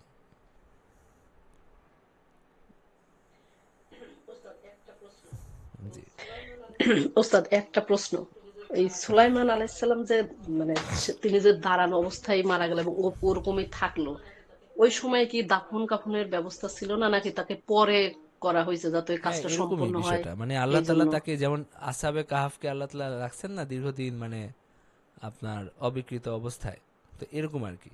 তো এটা বিশেষ ব্যাপার জি, ঘটছে তার ক্ষেত্রে, যে হুম, তিনি দাঁড়িয়েছিলেন লাঠি হাতে, এবং ওইভাবেই তিনি ছিলেন যতক্ষণ বাইতুল মুকাদ্দাসের নির্মাণ কাজ সম্পন্ন না হয়। তো এটা একটা বিশেষ মানে কুদরতি ঘটনা আল্লাহ তাআলা এখানেও সৃষ্টি করছেন। এটা আল্লাহ তাআলার ইচ্ছা, এই আর কি। আল্লাহ তাআলা চাইলে কি কি করতে পারতেন, বায়তুল মুকাদ্দাস সম্পন্ন করার পরে তাকে মৃত্যু দিতে পারতেন, কিন্তু আল্লাহ তাআলা ইচ্ছা ছিল, এই কারণে বিষয়টা এরকম ঘটছে। ঠিক আছে? আচ্ছা, আর কোনো প্রশ্ন আছে কারো? জি। আচ্ছা ঠিক আছে, আমরা আসলে আমার আজকে ওই যে পড়তে আপনারা বুঝতে সমস্যা হচ্ছে কিনা জানি না, কোনোভাবে ইয়ে করে যায় আর কি, একটা এক নজর দেখে যায় আর কি। আপনার যদি শরীর বেশি খারাপ লাগে তাহলে এই পর্যন্ত থাকুক, আমরা তো আসলে না, অত অনেকটুকু বেশি আগায় আছি, আগায় নাই সমস্যা আমি। নাই তো। না, আমি শেষ করে ফেলি, 22 নাম্বার পারাটা শেষ পর্যন্ত দেখে যাই। আচ্ছা, এরপরে হলো আপনার সূরা ফাতির। সূরা ফাতির, আল্লাহ তাআলা ছাড়া কেউ কোনো নেয়ামত দিতেও পারে না, আবার আটকেও রাখতে পারে না। আর শয়তান তোমাদের শত্রু, তাকে শত্রু হিসাবেই দেখো। এটা প্রথম রুকুতে আসছে। আল্লাহ তাআলা বলেন, আলহামদুলিল্লাহি ফাতিরিস সামাওয়াতি ওয়াল আরদি জাইলিল মালাইকাতি রুসুলান উলি আজনিহাতিম মাসনা ওয়া সুলাসা ওয়া রুবা ইয়াজিদু ফিল খালকি মা ইয়াশা ইন্নাল্লাহা আলা কুল্লি শাইইন কাদির। সকল প্রশংসা আকাশমণ্ডলী এবং পৃথিবীর সৃষ্টিকর্তা আল্লাহর, যিনি বাণীবাহক করেন ফেরেশতাদেরকে, যারা 2 2 3 3 অথবা 4 4 পক্ষ বিশিষ্ট। তাদের দুইটা দুইটা ডানা, তিনটা তিনটা ডানা অথবা চারটা চারটা ডানা, এরকম ফেরেশতারা দুনিয়াতে আসেন। ইয়াজিদু ফিল খালকি মা ইয়াশা ইন্নাল্লাহা আলা কুল্লি শাইইন কাদির। সৃষ্টিতে আল্লাহ যা ইচ্ছা তিনি বৃদ্ধি করেন এবং আল্লাহ সর্ববিষয়ে সর্বশক্তিমান।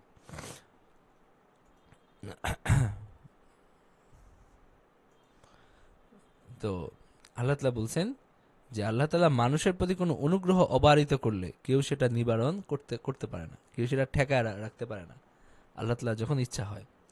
আবার তো ওমা ইউমসিক ফালা মুরসিলা লাহু মিন বাদি, আল্লাহ তাআলা কোনো জিনিস ধরে রাখলে, বন্ধ করে রাখলে সেটাকে কেউ খুলে দিতে পারে না। এটা একমাত্র কার হাতে? সবে আল্লাহ তাআলার হাতে, এবং তিনি পরাক্রমশালী, প্রজ্ঞাময়। আর আল্লাহ তাআলা মানুষকে বলছেন যে তা তোমার নেয়ামতের কথা স্মরণ করো, এবং আল্লাহ ছাড়া কোনো স্রষ্টা নাই, এবং তিনি রিজিক দাতা, তিনি ছাড়া কোনো ইলাহ নাই। সুতরাং তোমরা বিপথে চালিত হচ্ছ কেন? এটা আল্লাহ তাআলা মানে প্রশ্ন করছেন। এবং শয়তান যে মানুষের শত্রু, সে কথা আল্লাহ তাআলা এখানে বলছেন। এবং যারা কাফের তারা শাস্তি পাবে, এবং যারা মুমিন, যারা আমলে সালেহ করছে, ঈমান আনছে, তাদের জন্য আল্লাহ তাআলা ক্ষমা আছে এবং অনেক বড় প্রতিদান আছে। তো এরপরে পরের রুকুতে যেটা আছে, যে ব্যক্তি তার খারাপ কাজগুলোকে ভালো মনে করে সে হেদায়েত পেতে পারে না। যারা কারণ তার কি হয় না, তার তওবার সুযোগ হয় না। যারা সম্মান চায় তাদের জানা উচিত যে সম্মান শুধু আল্লাহর আনুগত্যের মধ্যেই আছে। আল্লাহর মানুষের উপকারের জন্য পানি, দিনরাত, সূর্য, চাঁদ সৃষ্টি করছেন। আল্লাহ ছাড়া অন্য প্রভুরা শুনতেও পায় না, জবাবও দিতে পারে না। এমনকি তারা তো তুচ্ছ একটা খেজুরের আটির বাইরের ঝিল্লিরও মালিক না। মানে তুচ্ছাতি তুচ্ছ বিষয়, তুচ্ছাতি তুচ্ছ জিনিস, এটা আল্লাহ বলছেন যে এত ছোট একটা জিনিসেরও মালিক তারা না। তো তাদের কি ঘোড়ার ডিমের ক্ষমতা তাদের আছে? তো কোনো ক্ষমতাই আসলে তাদের নাই।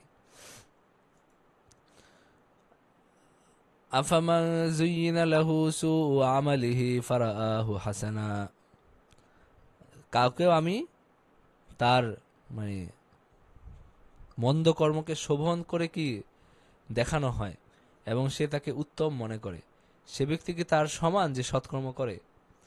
আল্লাহ যাকে ইচ্ছা বিভ্রান্ত করেন এবং যাকে ইচ্ছা সৎ পথে পরিচালিত করেন। তো তার নিজের খারাপ কাজকে যে ভালো মনে করে আর যে নিজে সৎকর্ম করে, তারা দুইজন কোনোভাবেই কি না সমান না। এতে বোঝা যায় যে যারা বিপদগামী তারা অনেক সময় নিজের খারাপ কাজগুলোকেও তারা ভালো মনে করতে থাকে। এটাও শয়তানের একটা ধোঁকা এবং আল্লাহ তাআলার শাস্তি। যে সে খারাপ কাজ করে বেড়াচ্ছে কিন্তু সে মনে করতেছে সে খুব ভালো কাজ করতেছে। কেউ সম্মান চাইলে, সম্মান ও ক্ষমতা চাইলে সে জেনে রাখুক যে সকল সম্মান এবং ক্ষমতা আল্লাহর। মান কানা ইউরিদুল ইজ্জাতা ফালিল্লাহিল ইজ্জাতু জামিআ। সুতরাং আল্লাহ তাআলার আনুগত্যের মাধ্যমেই মানুষ কি হইতে পারে, সম্মানিত হইতে পারে। এছাড়া অন্যান্য পন্থা যেগুলো, এগুলো ক্ষণস্থায়ী, এর কোনো স্থায়িত্ব নাই। এবং আল্লাহ তোমাদেরকে সৃষ্টি করছেন মৃত্তিকা থেকে, তারপর শুক্রবিন্দু থেকে, তারপর তোমাদেরকে করেছেন যুগল। সুম্মা জাআলাকুম আজওয়াজা ওয়ামা তাহমিলু মিন উনসা ওয়ালা তাদাউ ইল্লা বিইলমি। এবং কোনো নারী গর্ভে ধারণ করে না এবং প্রসবও করে না আল্লাহ তাআলার অজ্ঞাতসারে। আর কোনো দীর্ঘায়ু ব্যক্তির আয়ু বৃদ্ধি করা হয় না এবং তার আয়ু হ্রাস করা হয় না, তিনি কিন্তু তা তো রয়েছে কিতাবে। তার মানে সবকিছু আল্লাহ তাআলার কি আছে, কিতাবের মধ্যে লিখিত, আল্লাহ তাআলার ফয়সালা মধ্যে আছে, এর বাইরে কিছু হয় না। আল্লাহ তাআলা বলতেছেন যে দুইটা সাগর কখনো সমান না, একটা হলো পানি সুমিষ্ট সুপেয়, অপরটার পানি হলো লোনা এবং খর। প্রত্যেকটা হইতে তোমরা তাজা গোশত আহার করো এবং আহরণ করো, মানে মাছ। অলংকার যা তোমরা পরিধান করো এবং তোমরা দেখো যে তার বুক চিরে নৌযান চলাচল করে, তাতে তোমরা তার অনুগ্রহ অনুসন্ধান করতে পারো এবং যাতে তোমরা কৃতজ্ঞতা প্রকাশ করো। তো আল্লাহ তাআলা রাত্রিকে দিবসে প্রবিষ্ট করান এবং দিবসকে প্রবিষ্ট করান রাত্রিতে। তিনি সূর্য এবং চন্দ্রকে করেছেন নিয়মাধীন এবং তিনি আল্লাহ তোমাদের প্রতিপালক, আধিপত্য তার। এবং তোমরা আল্লাহর পরিবর্তে যাদেরকে ডাকো তারা খেজুর আটির আবরণেরও অধিকারী না। মা ইয়ামলিকুনা মিন কিতমির, একটা ওই যে খেজুর খেয়ে ফেললে সেটা আটির উপরে কি থাকে, একটা চামড়ার মতো থাকে, তো এরকম একটা তুচ্ছ জিনিসেরও তারা মালিক না। তো সুতরাং তাদের কাছে চেয়ে আসলে লাভটা কি? ওই যে অনেকে আছে না যে পীর তাকে জান্নাতে নিয়ে যাবে, তো তার কাছে নানান সুপারিশ করে, তার কবরের পাশে বসে বসে ধ্যান করে। তো পীরের কি ক্ষমতা আছে, মানে পীর যে নাজাত পাবে ওটার ঠিক ঠিকানা নাই। আর সে মনে করতেছে যে পীর তাকে নিয়ে কি কোথায় যাবে, জান্নাতে যাবে। এরকম অনেক সময় হয়, এখনো আমাদের দিকেও এই ধরনের শিরক এগুলো চালু আছে। আচ্ছা,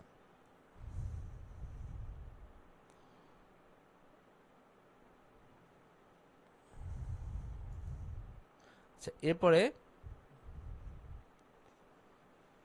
যেটা আছে,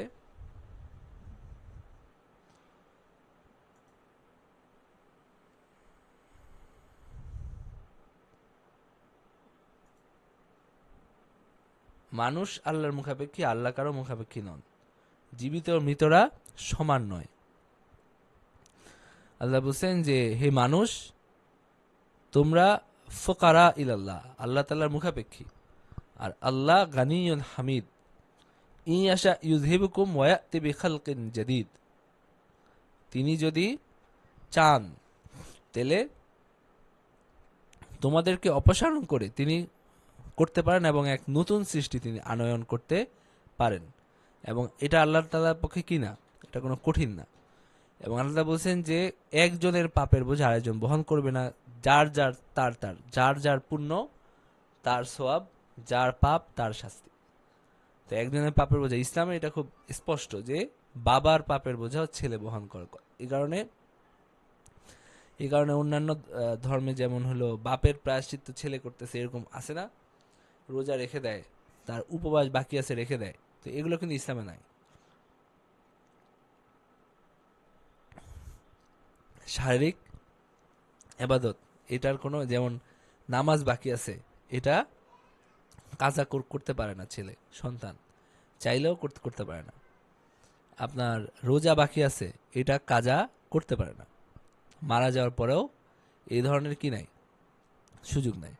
তবে সম্পদগত যে সমস্ত আমল, সেগুলোর ক্ষেত্রে যেহেতু তাদের সম্পদ কিছু বাকি আছে, তো সেখানে সে যদি ওসিয়ত করে যায়, তো তার নিয়ত এবং তার অর্জিত যে সম্পদ, সেই সম্পদের মধ্যে যেহেতু তার কি থাকে, তার একটা তার কিছু কাজ থাকে, তাই না? তো সেক্ষেত্রে তার কিছু কীর্তি থাকে, মানে কিছু অধিকার, কিছু হক তার থাকে, মানে সেখানে তার একটা কৃতিত্ব সে দাবি করতে পারে। তো সেইখানে কি আছে, যেমন হলো কেউ বিদায়, কেউ হলো হজের ওসিয়ত করে গেল, অথবা কেউ তার রোজার ফিদিয়া দেওয়ার ওসিয়ত করে গেল, অথবা কেউ নামাজের কেউ যদি থাকে ফিদিয়া দেওয়ার ওসিয়ত করে গেল। তো এই সব ক্ষেত্রে কিছুটা কাজে লাগে, এগুলোর ক্ষেত্রে টাকা, তার সম্পদ দিয়ে তার, আর যদি সম্পদ না থাকে ছেলে মেয়ে নিজের পক্ষ থেকে কি করে দিল, পরিশোধ করে দিল, এবং আশা করলো যে আল্লাহ তাআলা হয়তো ক্ষমা করে দিবেন। তো এটা অন্য বিষয়, কিন্তু সাধারণত এই যে ওই যে রোজা রাখা বা শারীরিক কোনো আবাদত তো করাই যায় না, এটা গ্রহণযোগ্য না। তো এই আর কি। আচ্ছা, এরপরে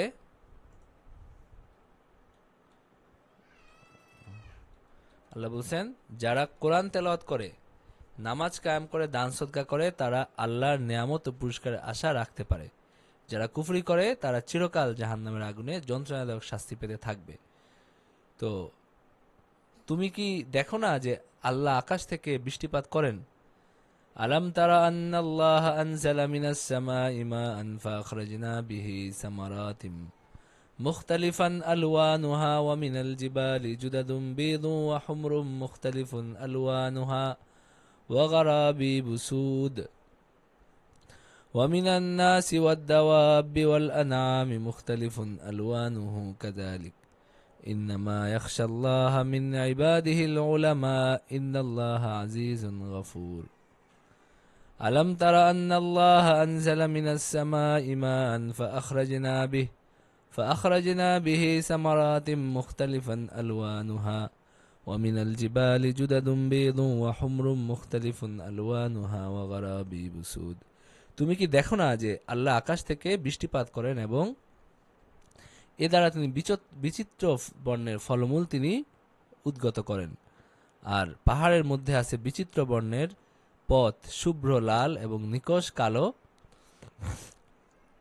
নমিনাল জিবালি জুদাদুন, এই ধরনের বর্ণের কি আছে, পথ আছে। ওয়ামিনান নাসি ওয়াদ দাওয়াবি ওয়াল আনআমি মুখতালিফুন আলওয়ানুহু কাযালিক, একইভাবে রং বেরঙের মানুষ, জন্তু এবং চতুষ্পদ জন্তু রয়েছে, মানে যেগুলো মানুষ গৃহপালিত জন্তু রয়েছে। আনাম হলো গৃহপালিত জন্তু। আল্লাহ বান্দাদের মধ্যে যারা জ্ঞানী তারাই তাকে ভয় করে, আল্লাহ পরাক্রমশালী ক্ষমা। তো এখানে আল্লাহ তাআলা তার কি করছেন, তার সৃষ্টির বিবরণ দিছেন। আমি আপনাদেরকে আগেও বলছি, আবারও বলি, সেগুলো কি, সেটা কি যে কোরআন এটা কোনো বক্তব্য সর্বস্ব কোনো গ্রন্থ না।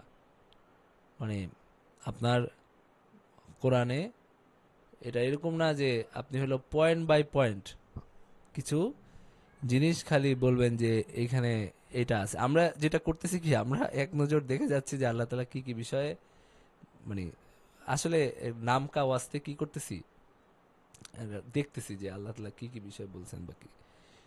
কিন্তু কোরআন মূলত কি, যেমন আপনার হলো কবিতার সাথে কোরআনের মিল নেই, মানে আল্লাহ তাআলা তো স্পষ্ট করে বলছেন এটা কোনো কবিতা না। কিন্তু কবিতার কথা যদি আমি বলি, ধরেন আপনার একটা সুন্দর কবিতা, হ্যাঁ, একজন বড় কবির লেখা, তো আপনি সেটাকে অনেকভাবে কি করতে পারেন, বিশ্লেষণ করতে পারেন, কিন্তু কখনো সেটা কবিতাটার সমান হয় না। মানে সেটা কবিতাটা পড়ে দেখলে আল্লাহ কিভাবে বলছে এটার যে একটা একটা ব্যাপার, এটা কখনো ওইটার মধ্যে আসে না।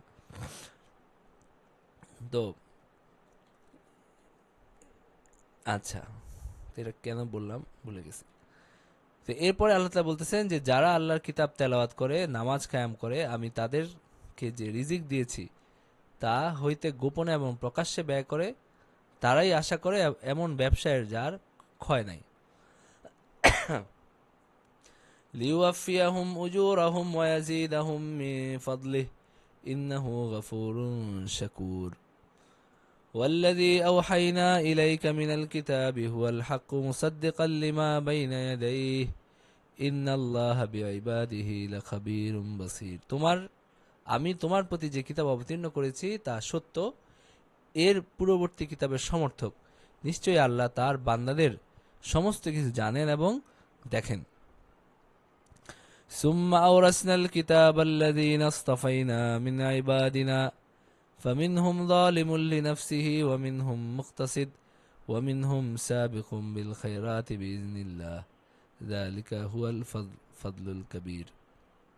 তারপর আমি কিতাবের অধিকারী করলাম আমার বান্দাদের মধ্য থেকে যাদেরকে যাদেরকে আমি মনোনীত করেছি, তবে কেহ নিজের প্রতি অত্যাচারী, কেহ মধ্যমপন্থী, কেউ আল্লাহর ইচ্ছা কল্যাণকর কাজে অগ্রগামী। এটাই হলো মহা অনুগ্রহ। আর স্থায়ী জান্নাত, এই মহা অনুগ্রহটা কি? স্থায়ী জান্নাত, যেখানে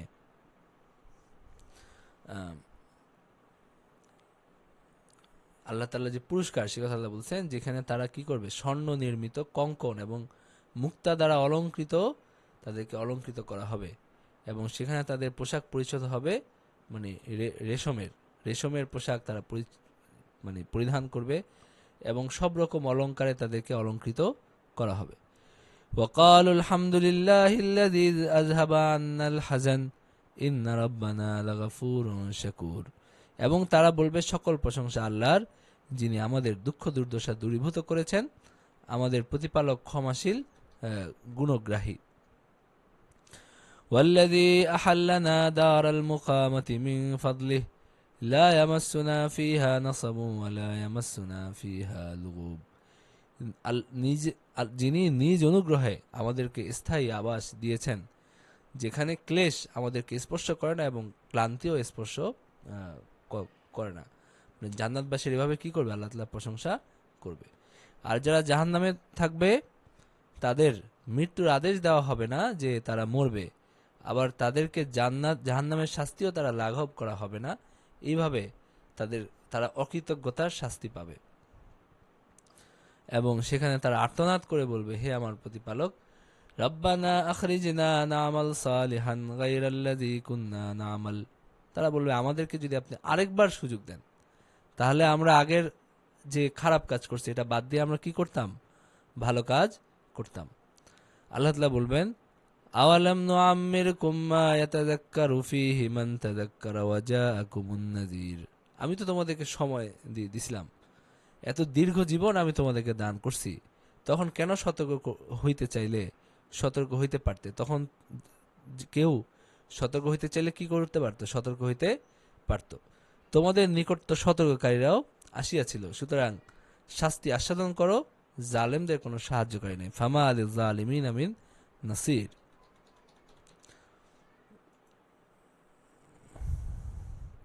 5 নম্বর রুকুতে আল্লাহ তাআলা বলছেন যে আল্লাহ এমন কোন কিতাব পাঠাননি যাতে শিরকের কোনো প্রমাণ আছে। খারাপ কাজের জন্য ষড়যন্ত্র শুধু ষড়যন্ত্রকারীদেরই ক্ষতিগ্রস্ত করে। আল্লাহ যদি মানুষকে তার পাপ কাজের শাস্তি দিতেন, তাহলে তার আশেপাশে একটা প্রাণীকেও তিনি জীবিত রাখতেন না। ইন্নাল্লাহা আলিমু গায়বিস সামাওয়াতি ওয়াল আরদ ইন্নাহু আলিমুম বিযাতিস সুদূর। নিশ্চয়ই আল্লাহ আকাশমণ্ডল এবং পৃথিবীর অদৃশ্য বিষয় অবগত আছেন, অন্তরে যা রয়েছে সে সম্বন্ধে তিনি সবিশেষ অবহিত। হুয়াল্লাযী জাআলাকুম খালাইফা ফিল আরদি ফামান কাফারা ফাআলাইহি কুফরুহু ওয়ালা ইয়াজিদুল কাফিরিনা কুফরুহুম ইনদা রাব্বিহিম ইল্লা মাকতা ওয়ালা ইয়াজিদুল কাফিরিনা কুফরুহুম ইল্লা খাসারা। আল্লাহ তাআলা বলছেন যে তিনি তোমাদেরকে পৃথিবীতে প্রতিনিধি করেছেন, সুতরাং কেউ কুফরি করলে তার কুফরির জন্য সে নিজে দায়ী হবে। কাফেরদের কুফরি তাদের ক্রোধ, তার প্রতিপালকের ক্রোধই বৃদ্ধি করে, আর কাফেরদের কুফরি তাদের ক্ষতি বৃদ্ধি করে। এবং তোমরা আল্লাহর পরিবর্তে যাদেরকে ডাকো, সেই সকল শরীকের কথা ভেবে দেখছো কি যে তারা পৃথিবীতে কিছু সৃষ্টি করে থাকলে আমাকে দেখাও, অথবা আকাশমণ্ডলী সৃষ্টিতে তাদের কোনো অংশ আছে কি? নাকি আমি তাদেরকে এমন কোনো কিতাব দিয়েছি যার প্রমাণের উপর তারা নির্ভর করে? বস্তুত জালেমরা একে অপরকে মিথ্যা প্রতিশ্রুতি দেয়। আল্লাহ তাআলা এখানে স্পষ্ট করে বলতেছেন কি, যে আল্লাহ তাআলার সৃষ্টিতে যার কোনো দখল নাই, মানে আল্লাহ তাআলার কত অসীম ক্ষমতা এবং তার ওই যে আল্লাহ বলছেন যে ওমা কাদারুল্লাহ হাক্কা কাদরি, তোমরা আল্লাহকে কি করতে পারো নাই, তার পরিমাপ, তার হলো তার সত্তার মহত্ব এটা বোঝা তোমাদের সাধ্যের মধ্যে নাই। তো এই যে এখানে আল্লাহ বললেন কি যে তারা কি আকাশ সৃষ্টিতে অংশগ্রহণ করছে, তো তার মানে যে আল্লাহ তাআলার সৃষ্টিতে অংশগ্রহণ করে নাই, যে আল্লাহ তাআলার সৃষ্টি, তো তুমি কেন আশা করতেছো তার অনেক ক্ষমতা আছে আল্লাহ তাআলার কাছে? মানে আপনি এই আপনার এদেরকে বাদ দিয়ে আপনি যদি পীর দরবেশদের ক্ষেত্রে ধরেন, তো আপনি কেন মনে করতেছেন যে মানে সে একটা বিরাট কিছু, মানে তার কথা সে বললে সুপারিশ করলে আল্লাহ তাআলা একেবারে মানে সে আল্লাহ তাআলার দোস্ত বন্ধু লাগে, এই ধরনের মানে চিন্তা ভাবনা কেন মানুষের মধ্যে থাকে? এটা কি না, এটা ঠিক না।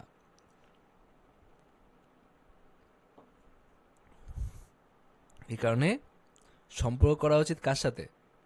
আল্লাহ তাআলার সাথে, অন্য কারোর সাথে না। এবং আল্লাহ তাআলা কি করে রাখছেন? আকাশমণ্ডল পৃথিবীকে সংরক্ষণ করে রাখছেন, ধরে রাখছেন যেন এগুলো পড়ে না যায়। এবং এগুলো যদি স্থানচ্যুত হয়ে যায় তাহলে তিনি ছাড়া আর কেউ কি পারবে এটাকে রক্ষা করতে? তখন ভেবে দেখেন যে মানে কত তুচ্ছ শক্তিতে কি মানুষ নিজেদেরকে খুব বড় কিছু মনে করতে থাকে। মানে যিনি এই আকাশমণ্ডলী পৃথিবীকে যিনি ধরে রাখছেন, যিনি এগুলোকে নির্ধারিত পথে পরিচালিত করতেছেন, তার তুলনায় পৃথিবীর একটা মানুষের কি মূল্য আছে? মানে তার তো কোনো মানে পৃথিবীর একটা মানুষ বা একটা হলো এই আপনার হলো জিন ভূত, এগুলার কি মূল্য আছে? এগুলো কোনো মূল্যই নেই, এগুলো সবই মানে একেবারে তুচ্ছাতি তুচ্ছ জিনিস। এগুলোর আপনার হলো তার ক্ষমতার কাছে এদের কোনো স্থানই নাই।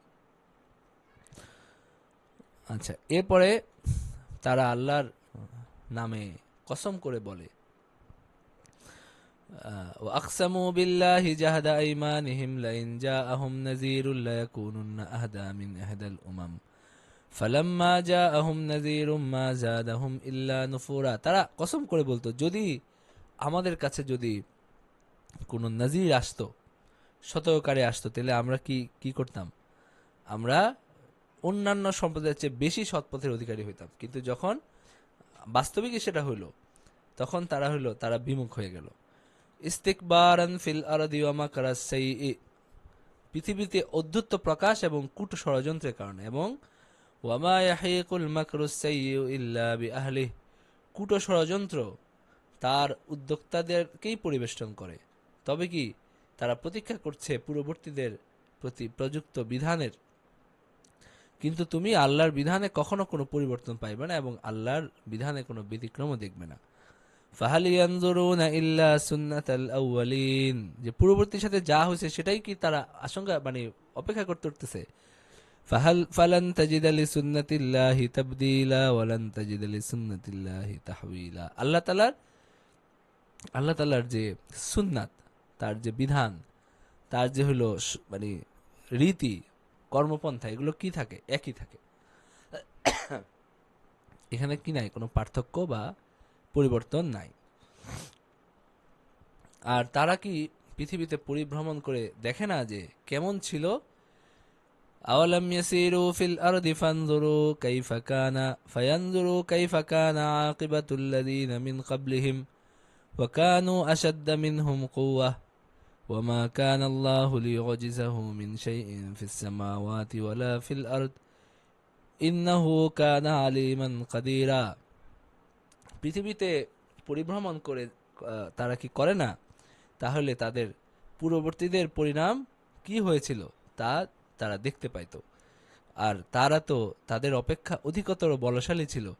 আল্লাহ এমন নন যে আকাশমণ্ডল এবং পৃথিবীর কোনো কিছু তাকে অক্ষম করতে পারে। তিনি সর্বজ্ঞ, সর্বশক্তিমান। ওয়ালাউ ইউআখিযুল্লাহু আন-নাসা বিমা কাসাবু মা তারাকা আলা যাহরিহা মিন দাব্বাহ ওয়ালাকিন ইউআখিরুহুম ইলা আজালিম মুসাম্মা ফাইযা জাআ আজালুহুম ফাইন্নাল্লাহা কানা বিইবাদিহি বাসীরা। আল্লাহ যদি মানুষকে তাদের কৃতকর্মের জন্য শাস্তি দিতেন, তাহলে ভূপৃষ্ঠে কোনো জীবজন্তুকে তিনি রেহাই দিতেন না, কেউ আর কি জীবিত থাকতো না। আমরা নিজেরা চিন্তা করে দেখি যে আমরা যে সমস্ত কর্মকাণ্ড আমাদের নিজের জীবনে করি, যদি আল্লাহ তাআলা প্রত্যেকটা ধরতেন তাহলে আমাদের নিজেদেরই আল্লাহ তাআলার শাস্তিতে কি হয়ে যাওয়া উচিত ছিল, ধ্বংস হয়ে যাওয়া উচিত ছিল। কিন্তু আল্লাহ তাআলা অবকাশ দিয়ে রাখেন, তওবা করার সুযোগ দেন, অনুতপ্ত হওয়ার সুযোগ দেন। এবং ফাইযা জা আজালুহুম ফাইন্নাল্লাহা কানা বিইবাদিহি বাসীরা। আর যখন সময় চলে আসে তখন আর কি থাকে না, এরকম না যে অন্তহীন অবকাশ দিয়ে রাখছে, এরকম না, বরং যখন সময় চলে আসে তখন আর সুযোগ দেওয়া হয় না। আর আল্লাহ তাআলা তার বান্দাদের সম্পর্কে সম্যক দৃষ্টি, তিনি সবকিছুই দেখেন, কে কি করে কে না করে সবকিছু তিনি আল্লাহ তাআলা দেখেন। কার কোনো প্রশ্ন আছে?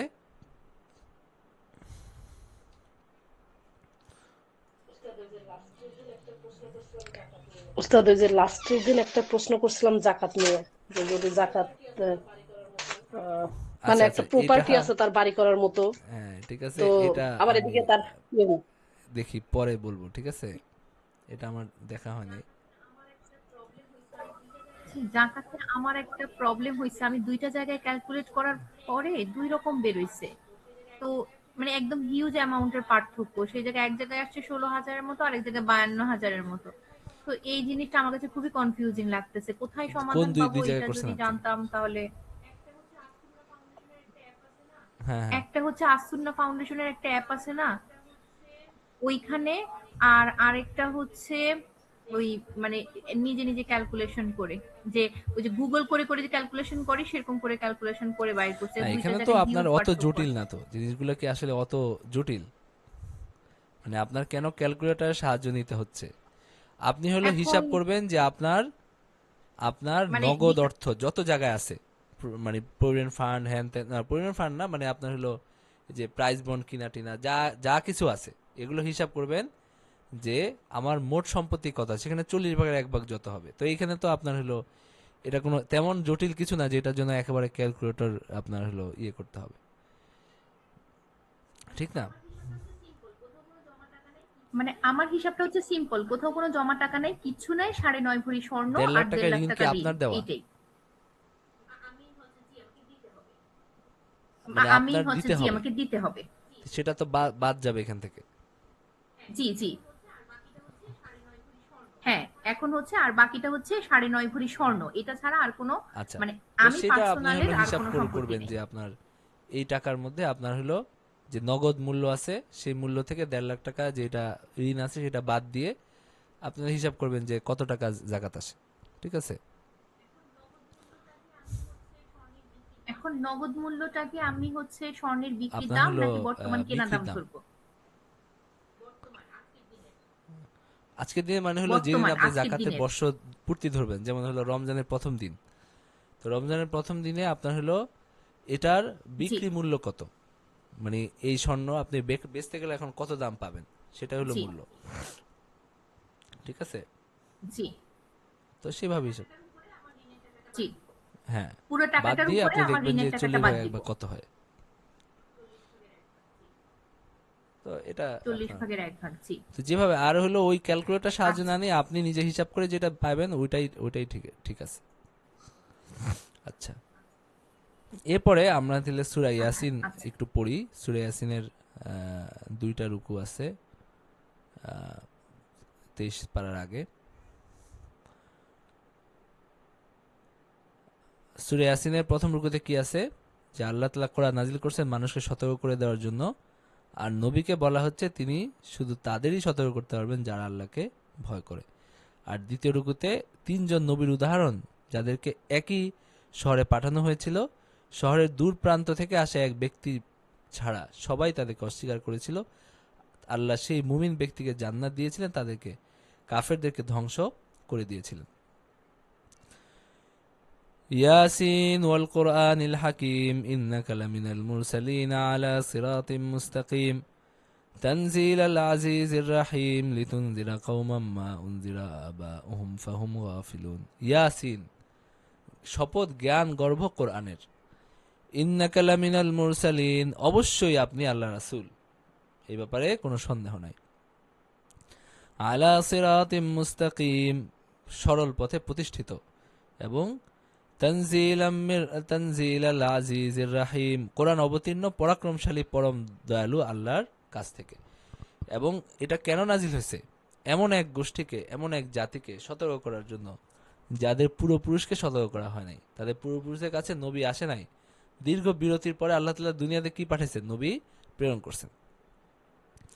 লাকাদ হাক্কাল কাউলু আলা আকসারিহিম ফাহুম লা ইউমিনুন, কিন্তু তারা যেহেতু গাফেল, তো তারা তাদের অনেকের ব্যাপারে এটা আল্লাহ তাআলা চূড়ান্ত হয়ে গেছে যে তারা আসলে আর ঈমান আনবে না। জুলুমের কারণে, তাদের জেনে বুঝে আল্লাহ তাআলার অবাধ্যতায় লিপ্ত হওয়ার কারণে তারা, তাদের ব্যাপারে আল্লাহ তাআলার ফয়সালা হয়ে গেছে যে তারা আর ঈমান আনবে না।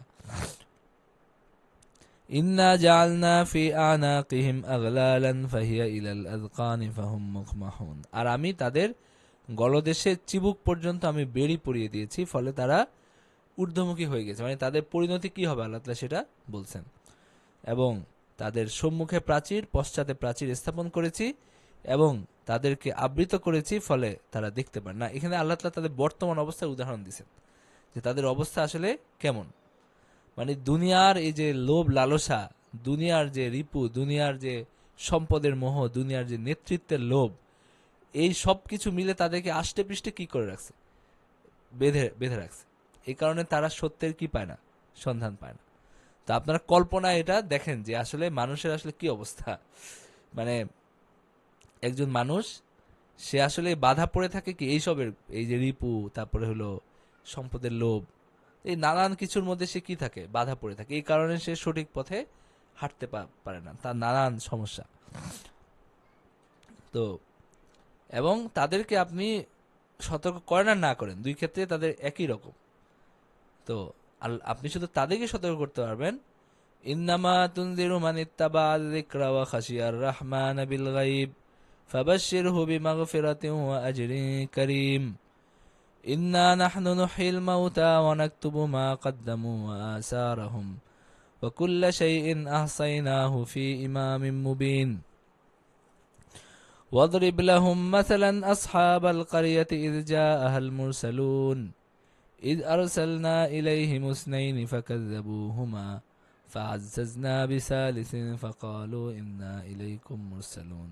আল্লাহ তাআলা বর্ণনা করো এক জনপদের অধিবাসীদের দৃষ্টান্ত, যখন তাদের নিকট এসেছিল রাসূলগণ, আমি তাদের কাছে পাঠাইছিলাম দুইজন রাসূল এবং তারা তাদের মিথ্যাবাদী বলেছিল। তারপর আমি তাদেরকে শক্তিশালী করেছিলাম তৃতীয় একজনের মাধ্যমে। তারা বলেছিল আমরা তো তোমাদের নিকট প্রেরিত হয়েছি। قالوا ما أنتم إلا بشر مثلنا وما أنزل الرحمن من شيء إن أنتم إلا تكذبون قالوا ربنا يعلم إنا إليكم لمرسلون। মানে একই ভাবে তারা তাদেরকে দাওয়াত দিল এবং বলল যে আমরা তোমাদের, তারা বলল যে তোমরা তো আমাদের মতোই মানুষ এবং দয়াময় আল্লাহ তো কিছুই অবতীর্ণ করেন নাই, তোমরা কেবল মিথ্যাই বলছো। তখন তারা বলল যে আল্লাহ তাআলা জানেন যে আমরা কি তোমার কাছে প্রেরিত হয়েছি এবং আমাদের দায়িত্ব শুধু তোমাদের কাছে পৌঁছে দেওয়া, বাকি তোমাদের দায়িত্ব, তোমরা মানবা না না মানবা সেটা কি, এটা তোমাদের হাতে। قالوا إن تطيرنا بكم لئن لم تنتهوا لنرجمنكم وليمسنكم منا عذاب أليم। তারা বলল যে আমরা তো তোমাদেরকে অমঙ্গলের কারণ মনে করি, যদি তোমরা বিরত না হও তোমাদেরকে অবশ্যই প্রস্তরাঘাতে হত্যা করব এবং আমাদের পক্ষ থেকে তোমাদের উপর কঠিন শাস্তি আপতিত হবে। قالوا طائركم معكم أئن ذكرتم بل أنتم قوم مسرفون। তারা বলল যে আমাদের অমঙ্গল তোমাদেরই সাথে, এটা কি এই জন্য যে মানে আমরা তোমাদেরকে উপদেশ দিচ্ছি, বস্তুত তোমরা এক সীমা লঙ্ঘনকারী সম্প্রদায়, তোমাদের অমঙ্গল তোমাদের সাথে, এটা তারা বলল যে তা এরকম মাকুম ইন যুক্কিরতুম, মানে আমরা উপদেশ দিচ্ছি, এটা তোমরা এত ক্ষিপ্ত হয়ে যাচ্ছ, আমাদেরকে মেরে ফেলতে চাচ্ছ, এটা কি অর্থ আছে? وجاء من أقصى المدينة رجل يسعى قال يا قوم اتبعوا المرسلين।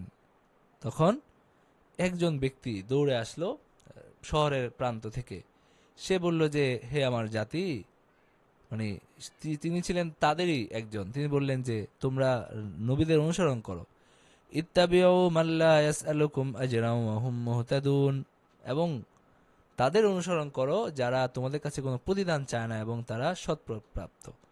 তো এরপরের ইয়াতে আরো কিছু এই এই ঘটনার আরো কিছু অংশ 23 নাম্বার পারায় আছে। তো আচ্ছা, এই গেল।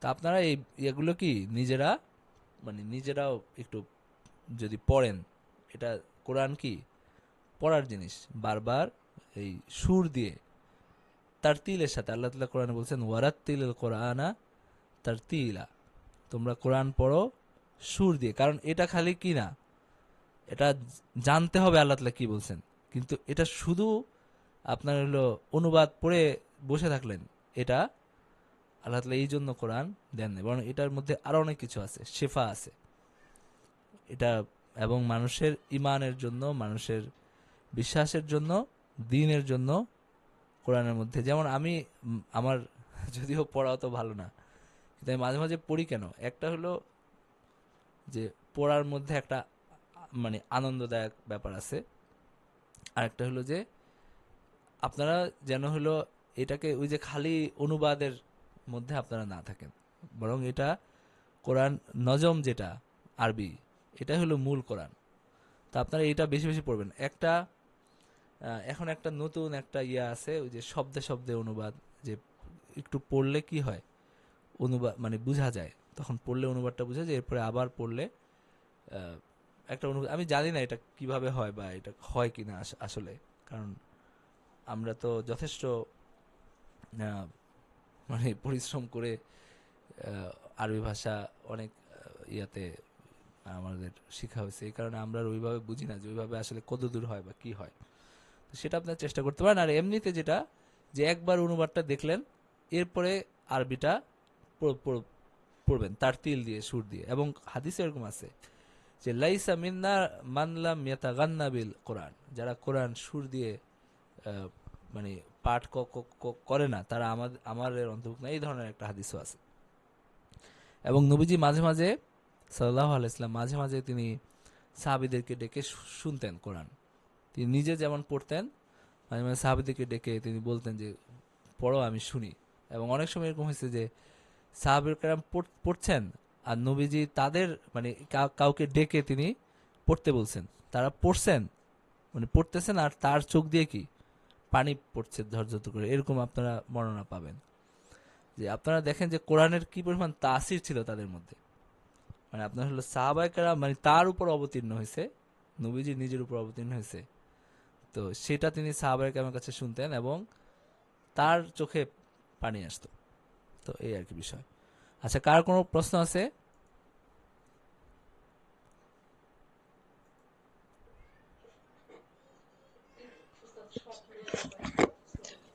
জি উস্তাদ, স্বপ্নের ব্যাপারে একটা প্রশ্ন করতে চাই, যেটা হলো এই যে হাদিসে একটা আছে যে আল্লাহ রসুল একবার ওমর রাদিয়াল্লাহু আনহুকে বলতেছিল যে তিনি স্বপ্ন দেখছিলেন যে বড় জুব্বা পরে আসতেছেন, এটা হলো ইমানের, তার মানে তার যে ইমানটা বেড়ে গেছে বা আরো বেশি ইমান আছে এরকম একটা প্রমাণ হয়।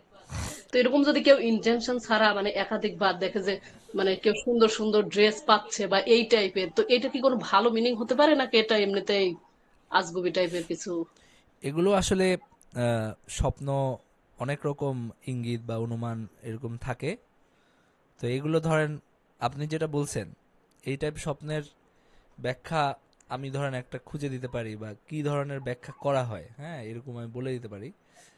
এবং এইটাও অনেক ক্ষেত্রে কি হবে না, সত্য হবে না, অনেক ক্ষেত্রে আপনার সত্য হবে।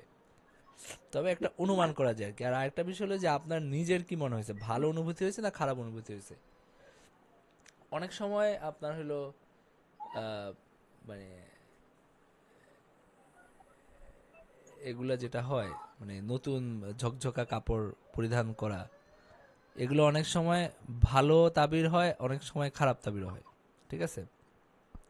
তো আপনাদের আপনাদের স্বপ্ন যদি এরকম থাকে, আপনারা আমাদের মজলিসের গ্রুপে বা হলো মজলিসের যে অ্যাকাউন্ট আছে ওইখানে আপনারা লিখে রাখতে পারেন। আমি যতদূর সম্ভব হয় আমি বলে দিব যে কিভাবে ব্যাখ্যা করা হয়েছে, হ্যাঁ সেটা খুঁজে টুজে আমি বলে দিব আর কি। আচ্ছা, এছাড়া কোনো প্রশ্ন আছে কারো? আচ্ছা, ঠিক আছে। ও উস্তাদ, আরেকটা প্রশ্ন, যে এই যে কদর রাত নিয়ে, মানে কদর রাত তো একটাই হয় বা এখন যাই হোক, বিভিন্ন দেশে যেরকম যেহেতু রাত, বিভিন্ন দেশে ওরকম হতেই পারে চেঞ্জ, মানে এটা আমার মতে যেরকম হতে পারে, কিন্তু যে মানে একই জায়গায় যে যেখানে রাতও একই সময় হচ্ছে, দিনও একই সময় হচ্ছে, মানে এই যে এবার বলছিলাম আপনাকে যে আমেরিকাতে এরকম একটা সমস্যা হয়েছে যে এক এক জায়গায় এক এক রকম।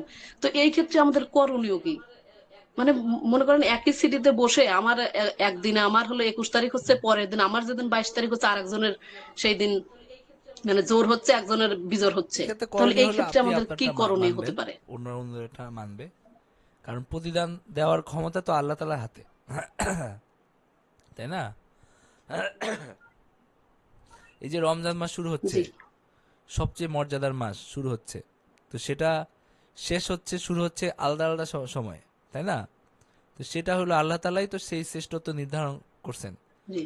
সেটা আমাদের এখানে একদিন পরে শুরু হচ্ছে, সৌদি আরবে একদিন পরে শেষ, আগে শেষ হচ্ছে।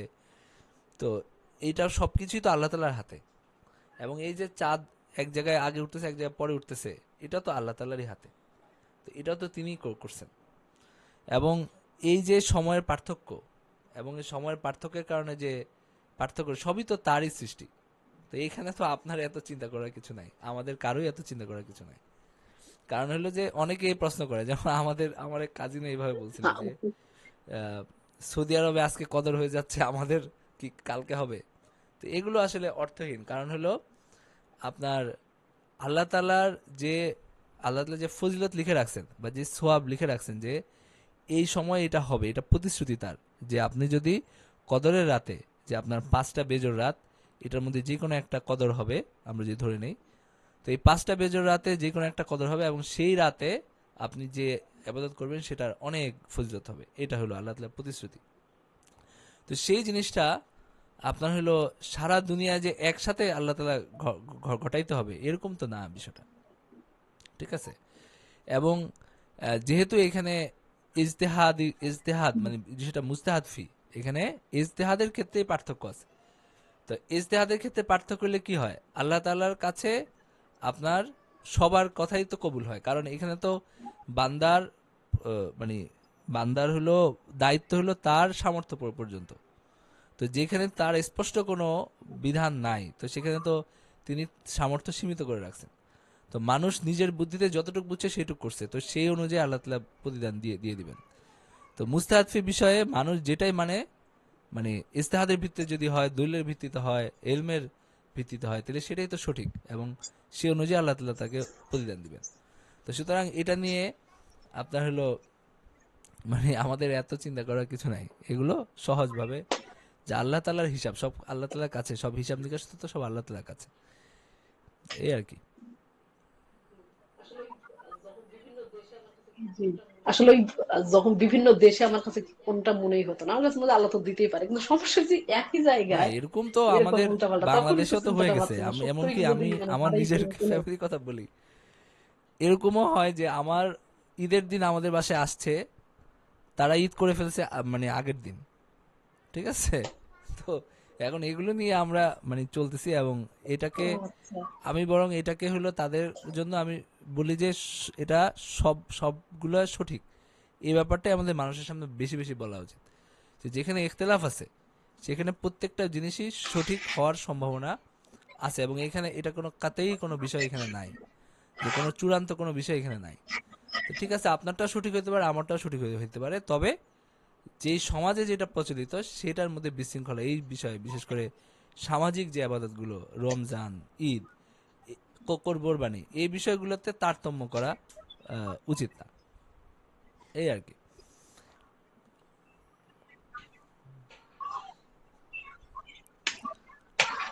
আর কোনো প্রশ্ন আছে কারো? তো ঠিক আছে, আমরা এখানে ক্লাস শেষ করে দিই। ওয়া আখিরু দাওয়ানা আলহামদুলিল্লাহি রাব্বিল আলামিন।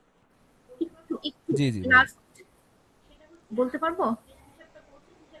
সেটা হচ্ছে আপনি যে হিসাবটা বলছেন, হিসাবটা আমি বুঝতে পারছি। এখন ওই যে চাঁদের হিসাবে কি করতে হয় হ্যাঁ হ্যাঁ, জাকাতের চাঁদের হিসাবটা, চাঁদের যে হিসাবে করতে চাঁদের হয়। হিসাবে যে 1 বছর পড়লো শরীয়তের এরকম? সব বিধিবিধান চাঁদের হিসাবে। আচ্ছা, আমি তাহলে মানে আমি আমি নভেম্বরে কিনছিলাম গোল্ড, ও নভেম্বর থেকে নভেম্বরে আমার 1 বছর হয়, তাহলে আমি আপনারা চাঁদের ওই হিসাবটা সময় কিভাবে আপনার হলো ধরবো? কোন আরবি মাস ছিল সেটা আপনি দেখবেন। আপনার আপনার কনভার্টার আছে, হ্যাঁ আচ্ছা, কনভার্টার আছে, সেটা কেনার আপনি সময়। দেখবেন যে কোন চাঁদের মাস হিসাবে আপনার জি। কবে জাকাত বর্ষ পূর্ণ হয়েছে, তো সেভাবে আপনি হিসাব করবেন আর কি। আর যদি ওইভাবে আচ্ছা আপনার যদি না পারেন তাহলে তো আমি বললামই আচ্ছা যে আচ্ছা, ঠিক আছে। রমজানের 1 তারিখ বা রমজানের 17 তারিখ বা যেইভাবে কোনোটা ধরে, যেহেতু আপনি পারতেছেন না, আর যদি পারেন তাহলে ওইটাই করবেন। আর আর আচ্ছা আপনার হলো ইংরেজি তারিখ দিলে কনভার্টার আছে এরকম বহুত, মানে গ্রেগরিয়ান টু হিজরি কনভার্টার, আপনি যে কোনো আচ্ছা ইংরেজি তারিখ দিলে তারা বলে দিবে যে তখন কোন কত হিজরি সালের কোন নাম্বার মাসের কত তারিখ ছিল। ঠিক আছে। আচ্ছা, আমার তারিখ টু তারিখ ধরে 1 বছর ফিল আপ করতে হবে। ওকে। জি আচ্ছা, ঠিক আছে। উস্তাদ আসসালামু আলাইকুম। জি। আমার জাকাত বিষয়ে একটা কোয়েশ্চেন ছিল, সেটা হচ্ছে নন না, নন মুসলিমকে কি মুসলিমকে জাকাত অন্যান্য দিলে সদকা হবে? করা যায়, কিন্তু জাকাত আপনি শুধু মুসলমানদেরকে দিবেন। ঠিক আছে। আচ্ছা, আর হচ্ছে এতিমখানায়, এটা তো আমরা একটা জানি যে ব্যক্তিগতভাবে কাউকে এস্টাবলিশ করে দেওয়ার ব্যাপারে দিয়ে থাকি, কিন্তু ওই যে এতিমখানা, হ্যাঁ এতিমখানায় যদি এতিমখানায় বলে যে যারা যারা দায়িত্বশীল লিল্লা তাদেরকে আপনি বোর্ডিং দিয়ে দিলেন যে চালায়, তারা হ্যাঁ তাদের উপর, এটা আপনি তাদের উপর জি, বিশ্বাস করে তাদেরকে দিয়ে দিলেন আর কি, তাদের দায়িত্বে দিয়ে দিলেন, এটা আপনার পক্ষ থেকে হুম আদায় হুম, হয়ে যাবে। আচ্ছা, হ্যাঁ, দেওয়া দেওয়া দেওয়া যাবে, তাহলে এটা এটা জাকাত থেকে জাকাতের দেওয়া যাবে। খাত থেকে দেওয়া যাবে না এটা? আচ্ছা আচ্ছা। আর আমরা যে আগে কাপড় কিনে দিতাম এটা জাকাতের টাকা থেকে, আপনার এটা হলো, কি এটা না জাকাতের করে থেকে দেওয়া সরাসরি টাকা যাবে? দিয়ে দেওয়াই ভালো। তাও এটা না করে টাকা মানে, আর যদি আপনি দিতে আচ্ছা চান আচ্ছা দিতে পারেন, সেটাও সমস্যা নাই, তবে এটা এগুলো আচ্ছা না করে টাকা দিয়ে দেওয়াই সবচেয়ে ভালো। আচ্ছা ওস্তাদ, আরেকটা বিষয় হচ্ছে, এখন যদি আমাদের কোনো রিলেটিভকে এই আমাদের এখানে অ্যাড করতে চাই, তাহলে সেটা তাকে কিভাবে লিংকটা শেয়ার করব, বা সে না, কি পে পে তো করতে হবে করার এরকম শর্ত তো কিছু? কাউকেই দেওয়া হয় নাই। তো আপনার হলো আমাদের চ্যানেলের লিংকটা আচ্ছা দিয়ে জি দিলেই জি, হ্যাঁ হবে। আর হ্যাঁ, যদি চ্যানেলের লিংক না দিতে পারেন, আমার প্রোফাইলে লিংক দিয়ে দিবেন, আচ্ছা বলবেন যে বা- ওইখানে একটা চ্যানেল আছে, চ্যানেলে মানে চ্যানেলে জয়েন করলে আমাদের নিয়মিত ক্লাসে ইয়ে করতে পারবে, বুঝতে পারবে। আচ্ছা জি, ওকে জি, আচ্ছা আসসালামু তো আলাইকুম। ঠিক আছে, আমরা ক্লাস শেষ করে দিই। আখিরু দাওয়ানা আলহামদুলিল্লাহি রাব্বিল আলামিন।